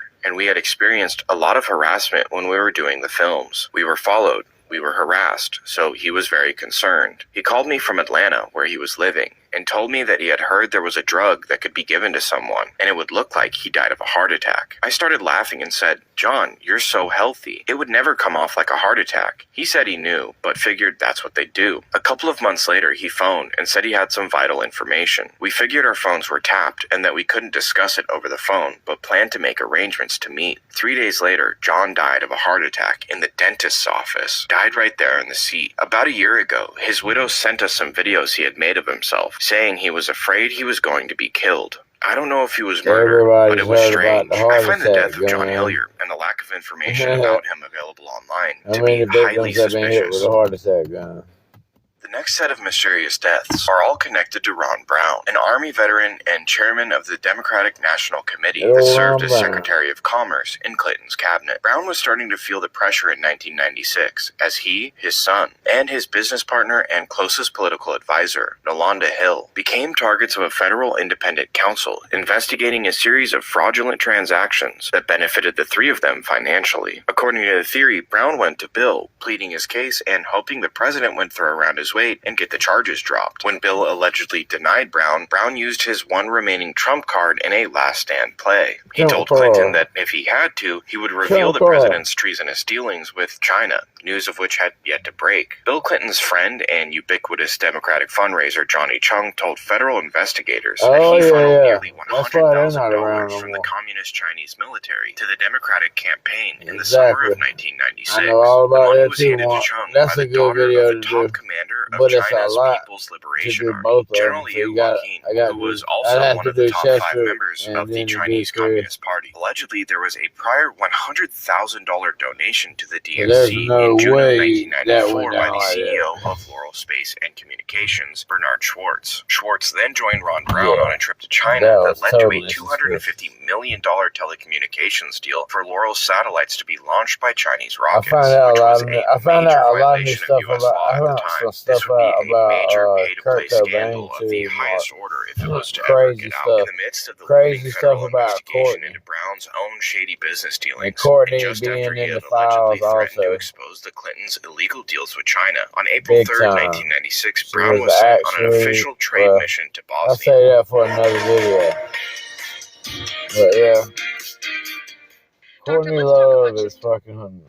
April 3rd, 1996, Brown was sent on an official trade mission to Bosnia on approach to Croatia's Dubrovnik airport. The U.S. Air Force CT-43 carrying Brown and 34 other people crashed into a mountainside. Although many news organizations reported that everyone on the plane died instantly, this was not the case. The plane did crash, but U.S. Air Force Technical Sergeant Shelley Kelly was able to survive, surviving for over 5 hours at the crash site in the pouring rain, but it's only to pass away video, so I might do upon that. being loaded into a helicopter to fly her to safety. There was also a major political dust-up over a wound that Ron Brown had sustained to the top of his head. It would be remembered in history as a wild conspiracy theory, but at the time, those pushing for an investigation were not conspiracy theorists. Some people, including Kwasi Mfume, head of the NAACP at the time, and Representative Maxine Waters, chairwoman of the Congressional Black Caucus, had written federal officials to ask for more data on the suspicious circumstances of Ron Brown's death, insinuating nationally that it may have been a homicide, the theory being that there were multiple survivors then being taken out by a cleanup crew. And what would transpire after the plane crash would make things even more suspicious. 5 days after the crash, Niko Junik, the air traffic control chief in Dubrovnik at the time of the crash, was dead. The news reported that according to local police and U.S. Air Force Lieutenant Colonel Ray Shepard, Niko had killed himself in his home. U.S. and Croatian authorities declined to comment on any connection between the possible suicide and the crash. But Croatia's aviation inspector would later confirm that at the time of the crash, all navigational instruments in Dubrovnik were operating functionally. Police also refused to release any details surrounding the scene of Niko's death. In my opinion, the death of the 33 passengers, Ron Brown, Shelley Kelly, and Niko Junik, are highly suspicious.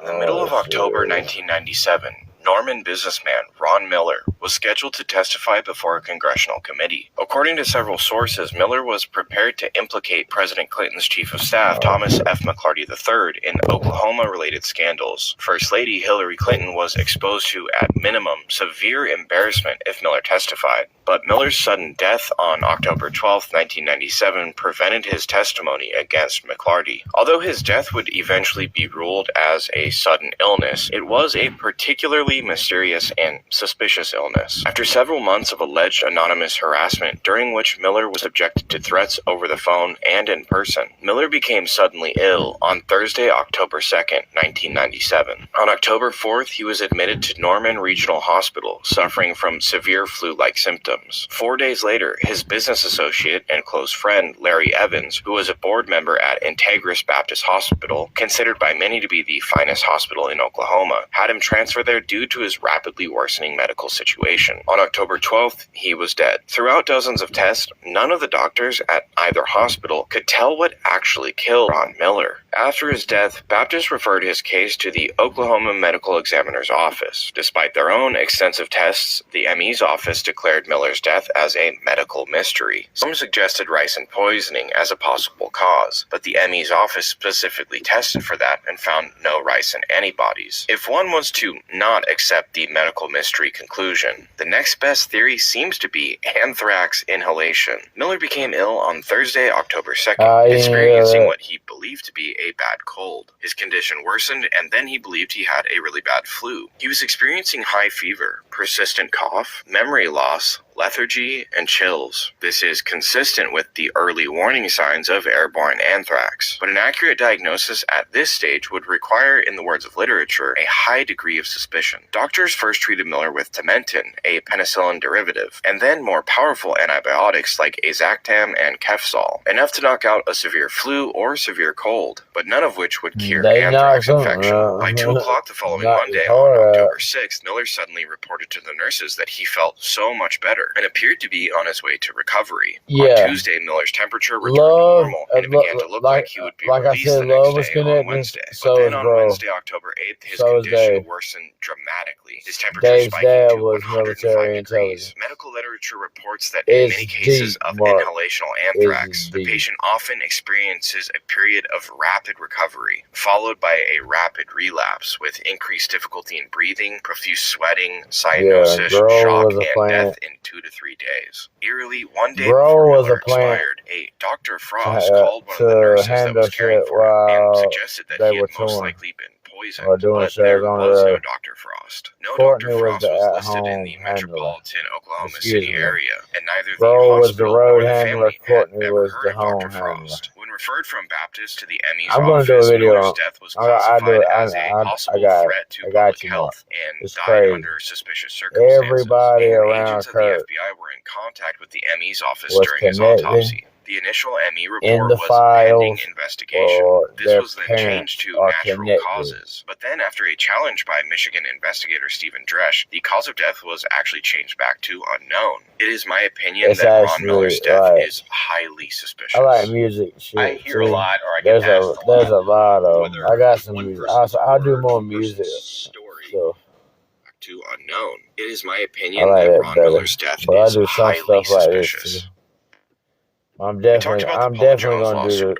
I'm definitely going to allegedly exposed himself to during the governor's quality conference in 1991. And in 1997, we start to see more possible ramifications and fallout of Paula Jones' lawsuit and the president's alleged reaction to being exposed by someone other than himself. On the night of December 15th, 1997, 52-year-old Postal Service worker Theodore Williams Jr. was driving along Interstate 95 north of Richmond, Virginia, when something caused him to veer off the highway, possibly after a collision with another vehicle. A state trooper arrived on the scene and tended to Theodore, who appeared to be uninjured. Theodore then, apparently without cause, ran off the shoulder back towards the highway and was almost immediately struck by a speeding semi-truck. According to an article from the Washington Post at the time, the death was ruled an accident. The reason Theodore is on the list because he was the brother of President Clinton's personal secretary, Betty Curie, who would turn out to be a major player in the Monica Lewinsky and Paula Jones cases. As we already covered Paula Jones, if you didn't already know, Bill Clinton also had a long-running, intimate relationship with White House intern Monica Lewinsky during his time as president. During the relationship, Betty Curie, as Clinton's secretary, would basically act as a go-between between Clinton and Lewinsky, often bringing gifts from Clinton to Lewinsky's residence. So she was obviously well aware of the inner workings of the president's secret life. Although the list leaves the motive unclear as to why Betty would need any kind of motivation to stay quiet, the night of her brother's death, after the relationship had already been broken off, Clinton allegedly called Monica at 2 a.m. to tell her about Theodore's passing, even though he wasn't really known to either one of them, and also to allegedly tell her that she may have been named in the Paula Jones case, as it had been leaked that a secret major witness would be giving testimony. The witness was only named as M in the documents to protect her identity, so Clinton was probably a little worried that this would be Monica. A seemingly bizarre call for the president to make, and it's not difficult to imagine a possible threatening undertone. The list also claims that Curie's sister was also killed in an automobile accident, but I was completely unable to verify that claim. Although the connection to Clinton is tenuous at best, and there were later reports that Theodore had trace amounts of marijuana and alcohol in his system, which was, of course, used to explain his running away from the traffic stop, Clinton's alleged call to Monica Lewinsky that night makes this feel a little bit suspicious. In what seems to be a baffling inclusion on the list, the next name we have is Christine M. Mirazian. Christine was a 28-year-old biology intern in Washington, D.C. On August 1st, 1998, Christine attended a barbecue at another intern's house in the area surrounding Georgetown University. When the rest of the party's attendees left the barbecue to go dancing, Christine declined as she was just getting over the flu. She began walking home through the Georgetown neighborhood, but at around 11 p.m., an individual grabbed her and dragged her into the woods, and a nearby man heard and called out, asking if she was okay. When she didn't respond, he did nothing. The next day, she was found dead in the woods. She had been raped and bludgeoned with a 74-pound boulder. When police reached out to the surrounding area, a second witness came forward, saying he had seen Christine walking home and that she was being followed by the unknown subject, and he was able to assist the authorities with a police sketch. In 2011, the FBI and Parabon Nanolabs genealogy team used DNA from Christine's crime scene to create a list of 5 potential suspects. On November 13th, 2019, police located one of those people, Giles Warwick, a 60-year-old man who was working as a landscaper in Maryland at the time of Christine's murder. Warwick's DNA actually matched several crime scenes from the 1990s in the area, all connected to a serial criminal known at the time as the Potomac River Rape, who had assaulted several young women in the Washington, D.C. area. 11 days before Giles Warwick's trial was set to begin, he was found dead in his cell in an apparent suicide. So although the case is closed and has been very well documented throughout the years, Christine Mirzayan's name was included on the list as being a White House intern, which she wasn't, and that she was killed because of her middle initial being M, and links it to being the same reason for Mary Mahoney's death, the unknown witness being named M in the Paula Jones trial. This is a baffling choice, and from what I can tell, there is no connection here. The reason I included this in the video is there are quite a few of these examples on the list that really seem to have zero connection to the Clintons, but this one was just such a clear example with also a ton of press over the years. With how many names on the list that seem to have passed away in extremely suspicious circumstances and having very real, tangible connections to the Clintons, I really don't understand why they include names like this. Jim McDougal was the banker, central figure, and cooperating witness in the Whitewater investigation that implicated the Clintons in a banking fraud scheme that ended up costing taxpayers $60 million. The battery-powered Venture 150S to be a high-quality, highly portable stick-first welder. Now, fraud scheme that ended up costing taxpayers $60 million.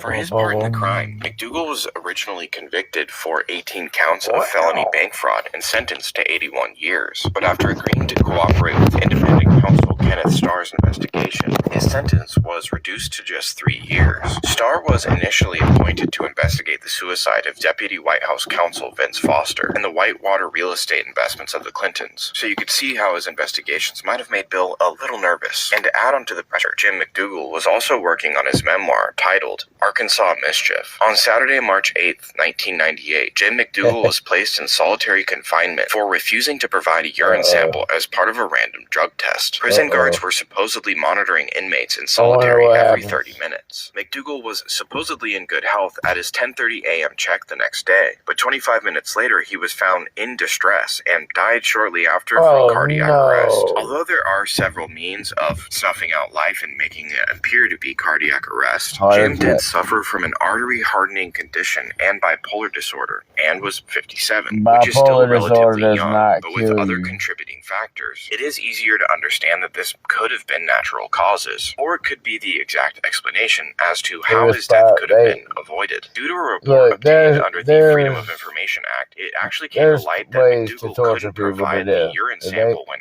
asked because of his medications, and as he was being moved to solitary to punish him for that, he was complaining that he was feeling very ill, but he was not seen by any of the prison doctors. And during the move, the prison guards refused to go back into his cell to get his heart medication because they didn't want to wake his sleeping cellmate. It later came out that he was attempting to produce the urine sample for 5 hours, and the whole time he was complaining of feeling dizzy and even vomited before being moved to solitary confinement as punishment. So in reality, it would actually seem as though Jim McDougal was murdered via neglect by the prison staff. In my opinion, Dougal's cooperation with Kenneth Starr and the body count and all the Jim McDougal's death is highly suspicious. Around them.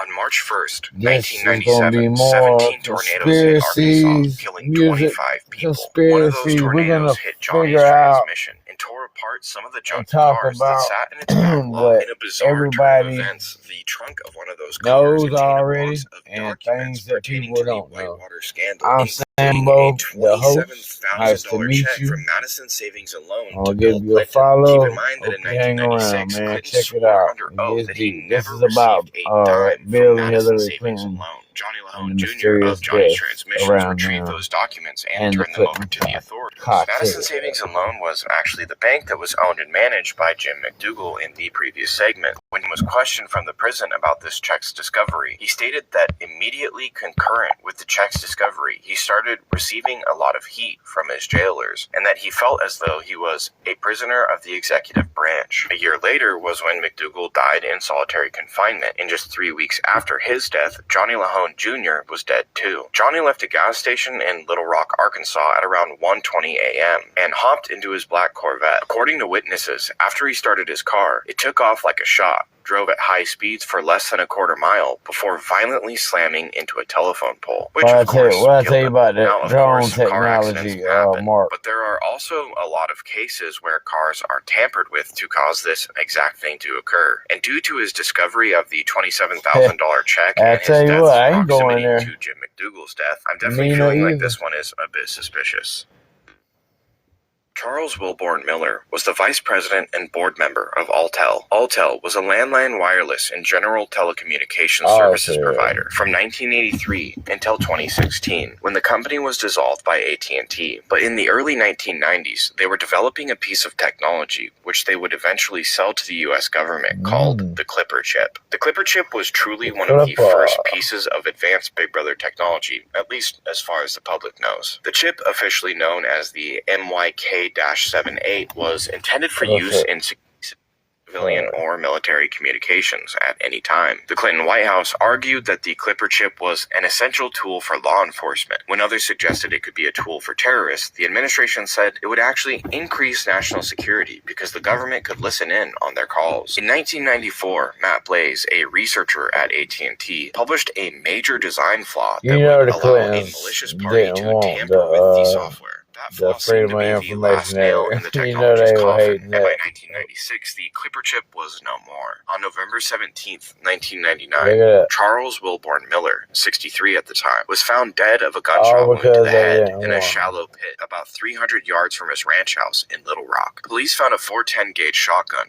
and a Ruger 357 revolver submerged in water in the pit, and investigators concluded that the Ruger was the weapon used by Miller to kill himself. However, 2 rounds from the revolver cylinder had been fired. It's possible that Charles knew there was much more to the Clipper chip project than the public was aware of, and though it was said to have been dissolved and never used, we now know for a fact that the government has access to all personal communications and every device in the country using much more sophisticated technology. Due to his involvement in the Clipper chip project and the multiple weapons and multiple expended rounds found in the pit that his body was found in, it's my opinion that Charles Wilborn Miller's death is suspicious. But once again, the list got the date of death wrong, marking it as January 12th, 1999, which is when some news outlets picked up and circulated the story of his death. So, because of the Wi-Fi. With Amazon Help Delivery, I think earning extra income for your business is as easy as scan, sort, deliver. Okay. Cool. And circulated the story of his death, so, yeah. In the early summer of 1999, Hillary decided it was her time, and that she would run for the Senate seat in New York following year. Although she didn't announce officially until February of 2000, it was thoroughly rumored that the seat basically belonged to her as soon as she decided she would have it. But the rumors were also swirling. I totally should have edited this shit and put that part in. You know what, she glitched out like, start shaking her head. At approximately 8:38 p.m. on July 16th, 1999, JFK Jr., along with his wife Carolyn and her sister Lauren, took off in his Piper Saratoga light aircraft en route to Martha's Vineyard. JFK Jr. had received his pilot's license the year prior, so he was piloting the aircraft. He had made that flight once before, and that was at night 2, but he was flying with a safety pilot that previous trip. He checked in successfully with the control tower at the Martha's Vineyard Airport, but the plane was reported missing after it failed to arrive on schedule. The news spread that JFK Jr.'s plane was missing, and the search began, but for days found nothing. On July 18th, the Coast Guard declared that the rescue effort was now over, and the search for the wreckage and bodies would now begin. Over the next couple days, fragments of the plane were found using sonar, and on the afternoon of July 21st, the bodies were found. Kennedy was a new pilot, without a ton of experience. He had about 36 hours of flight experience in that aircraft. Hey, but they also say, though, news immediately spread that it had been a dark and hazy night with low visibility. It wasn't even the same plane because the tailfin number Many new pilots can fly that was by found in themselves the just ocean fine, as long ain't as the they can one use that visual took off on cues. his But on a plane. dark and They hazy say night with that low he knew it was visibility, coming, a pilot must so rely on they his flew instruments, out which to the reportedly would have islands been difficult for somewhere Junior. and But made then it came their out that the hazy, poor departure visibility that way. conditions were from Essex County, New Jersey, where he took off from. The conditions near the crash site at Martha's Vineyard were clear skies at or below 12,000 feet with a visibility of 10 miles. A slightly suspicious discrepancy. The rampant conspiracy theory on certain forums is as follows. JFK Jr.'s plane did not crash. It exploded midair. 10 witnesses heard the explosion. 5 hours after his plane blew up midair, President Bill Clinton ordered the Navy to retrieve the wreckage, destroy the flight logs, cremate the bodies without the consent of the Kennedy family, and throw the ashes into the sea. And this was all documented in the secret official investigation report. Of course, there's no links provided to anything to source that, but I did find that Senator Ted Kennedy requested the burial at sea, saying it was his nephew's wish to be cremated and his ashes spread amongst the waves. About the plane exploding, I'm unsure where the 10 witnesses figure comes from, but there was one credible witness, an angler fishing for striped bass from an old boardwalk on Martha's Vineyard, a skilled trial lawyer named Victor Probonik. According to Victor, he heard a loud impact like a bomb up in the sky. At first, he believed it could be the military setting off explosives above No Man's Island, a practice they had quit years before. Other than that, you just have nameless eyewitnesses that either heard an explosion or saw a flash, but I was unable to find any other names to back up either claim. According to his instructors, JFK Jr. was a well-trained and talented pilot. It is true that he required further training to make unassisted IFR or instrument flight rules flights, but it's also true that he was cleared to fly under visual flight rules by air traffic control. It's merely speculation that the flight should have been categorized as an instrument flight rules flight. John F. Kennedy Jr.'s sudden death was possibly the most impactful event to ever happen to the Clintons. Hillary took the Senate seat and held it for 2 terms before going on to become the Secretary of State for 8 years, while both her and Bill wielded power and influence through the Clinton Foundation and became very I do not want to harm myself. Result. And as we all know, political power I'm is gonna have a heart very attack helpful tomorrow. for shielding you from criminal investigations and potential consequences. Although the official story is fairly solid, the motive and implications surrounding JFK Jr.'s death are so clear. I can't help but call it I hope he did do somewhat the suspicious. Machiavellian thing. Sometimes cover-ups are effective.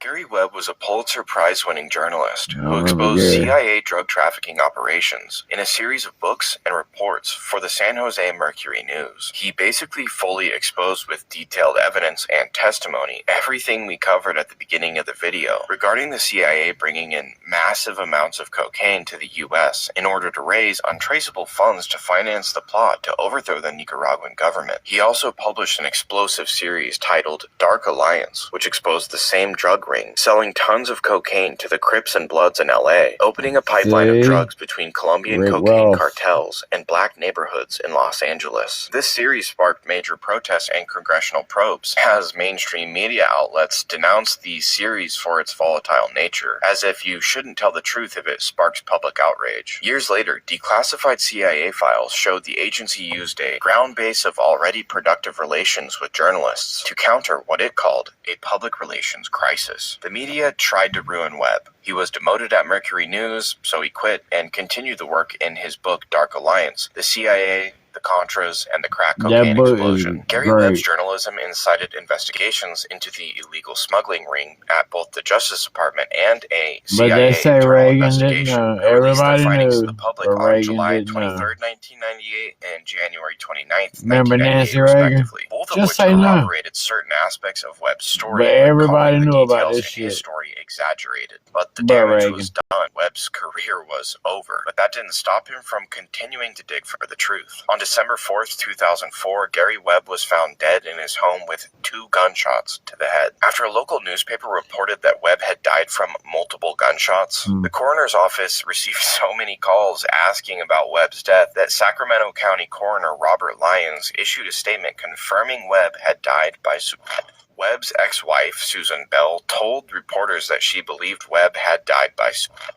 Quote, "The way he was acting, it would be hard for me to believe it was anything but suicide," she said. According to his ex-wife, Gary had been unhappy for some time. It's hard for me to believe they did all that shit under his nose, though, and he had sold his house the week before because he was let's not unable to forget, afford the Reagan mortgage was due an to the fact actor that before Gary he Webb was the exposed president. one of the most scandalous criminal plots involving the You know, government he had ever, implicating government employees in what do you felonious call it? activity going all the way up to President Clinton, Manager and the fact that he from legitimately died from from like 2 a gunshots talent to the agency head. It's my manager opinion that his the death whole is time he was the highly president. suspicious, no matter what his I can't remember ex-wife the may name of have the to say. agency, but yeah, he was represented. He was represented by so I'm going to be getting into hopefully aerospace entertainment manager. What his The whole time he was president. I mean, the whole time he was actor On and July president 10th, as well. 2016, 27-year-old dedicated DNC voter expansion director Seth Rich was walking home from his local bar when he was shot twice in the back. Thanks to a gunfire locator, police arrived only a minute later and got Seth to a hospital, where he died shortly later. The police would claim that his death was the result of an attempted robbery, and residents in the neighborhood noted that it had been plagued by robberies lately. But nothing of Seth's was taken, and the suspects were never found. His death spawned a massive rush of conspiracy call it a theories robbery if revolving around nothing Hillary got Clinton, to Bernie it. Sanders, Get the and fuck Julian out of here. Assange. Here's why.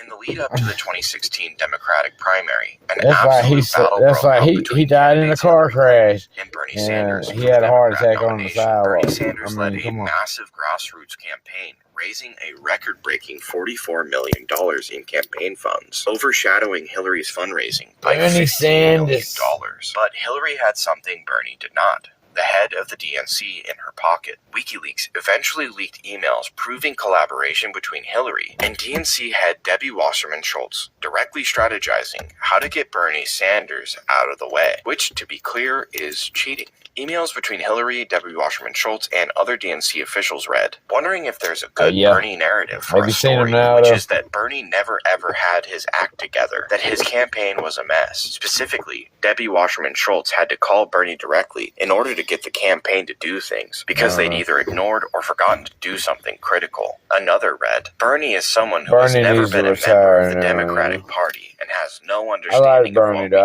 and he isn't going to be president. Hillary even strategized that if he couldn't be brought to heel, they should pressure him on his faith and force him to make it clear once and for all whether or not he was Jewish or atheist, either of which they apparently felt would lose him votes. The email showed a clear misconduct on behalf of the DNC and collusion to rob millions of Democrat voters of their choice. But how did WikiLeaks get these emails? Whistleblowers go to Julian significant efforts to get us material, and often very significant risks.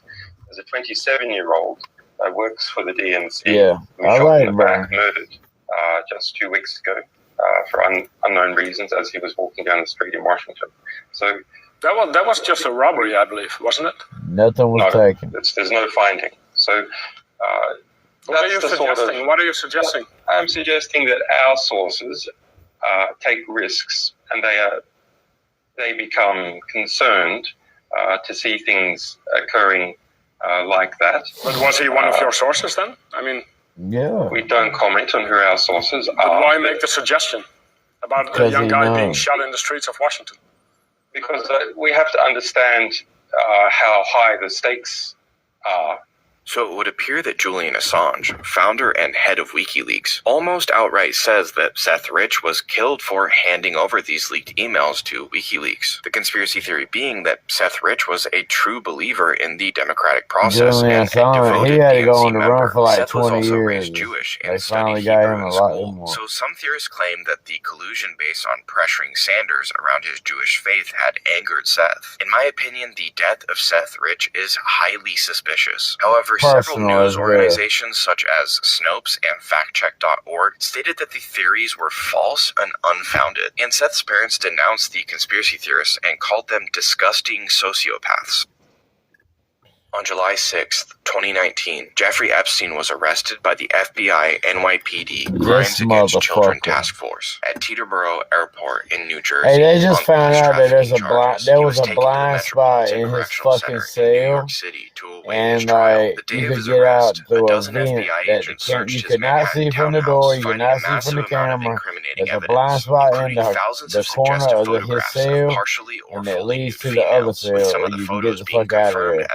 No, Epstein is not there, and fucking Palm Beach Pete is fucking Epstein. With descriptions like young name plus name. But the evidence didn't just incriminate Epstein. Many of the names included on those compact discs alongside young girls. Look at the body they rolled out. The ears aren't even the same. And politicians. One of those was heavily rumored to be Bill Clinton. According to visitor logs, Epstein was welcomed into the Clinton White House on 17 occasions, often bringing women, including convicted child trafficker Ghislaine Maxwell. A photo also went public of Shantae Davies, a Jeffrey Epstein trafficking victim, giving Bill a massage in a private airport, preceding a humanitarian relief expedition in Africa using Epstein's plane. However, according to Davies, who was raped by Epstein multiple times after being recruited by Maxwell, quote, Clinton was a complete gentleman during the trip, and I saw absolutely no foul play involving him. On July 23, 2019, 2 weeks after his arrest, Epstein was found injured and semi-conscious at 1:30 a.m. on the floor of his cell, with marks and bruising around his neck. His cellmate, an ex-cop who was awaiting trial for 4 counts of murder, was questioned, but denied having any knowledge of what happened. Epstein survived, but was placed on night watch. 6 days later, he was taken off of watch and placed in a special housing unit. His associates claimed that at the time he was in good spirits. On August 9th, 2019, Epstein's cellmate was transferred out of the room, but I don't know about that because that night, of his whole the guards broke procedure for the special housing unit, which required them to check each inmate every 30 minutes. The 2 guards on duty allegedly both fell asleep, which is an obvious lie, and didn't check on him for over 3 hours. They later attempted to falsify records to hide this lapse in security. The 2 cameras in front of Epstein's cell malfunctioned that night, which is also an obvious lie. Epstein was found dead in his cell at 6:30 a.m. on August 10th, 2019. But due to the completely obvious cover-up, literally anything could have happened. According to the autopsy, Epstein violently threw himself off the top bunk, which led to him sustaining multiple bone breaks in his neck, including his hyoid bone, which is sometimes a sign of hanging but is most commonly found in victims of murder by strangulation. On August 16, 2019, Barbara Sampson, the New York City medical examiner, ruled Epstein's death as suicide by hanging. Although it's my opinion that Epstein's death was almost certainly an orchestrated assassination, his trade was the blackmail of the most powerful and wealthy individuals in the world, Clinton among them. It could have been any of those individuals or one of the multiple intelligence agencies that wanted him gone. That being said, it's my opinion that Epstein's death, as it pertains to the Clintons, is highly suspicious. Oh, yeah. Ghislaine she's getting ready. Thank you guys so much for watching. If you got through this whole thing, you're amazing. We're finally videos. Hey, I just got a violation warning.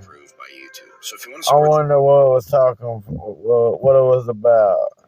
Your live is flagged for misinformation. Repeated violations could result in your live being discontinued. Okay.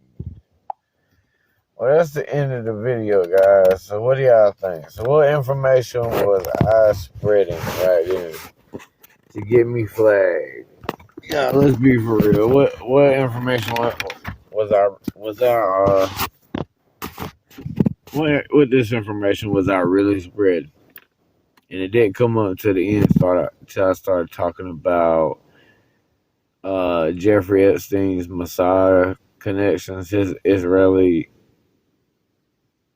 intelligence connections. Or was it Ghislaine getting ready to get a pardon?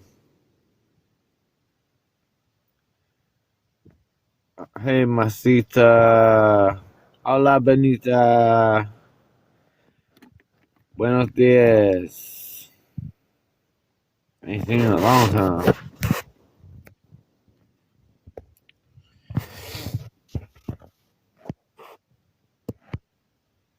That's crazy. They violated me. Nah, it wasn't nothing you said. Lock them all up. Nah, it was something right there too. I knew they were gonna do that though. I knew they were gonna test it because that's kind of a touchy video. I'm surprised it made it that long. They'll probably take it down, but I'm gonna put it on my YT, so it ain't gonna matter. I'm gonna go see what's up. I might make the I might make the Cobain video tonight. I'll probably make the Cobain video tonight. Maybe not. I don't know. Either way, it'll be on my YT. Mark, I'll DM you the address. I'll DM you my YT and the name of that channel we just watched.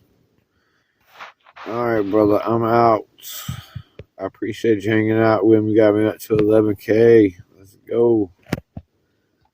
Mark Lee, you the man, brother.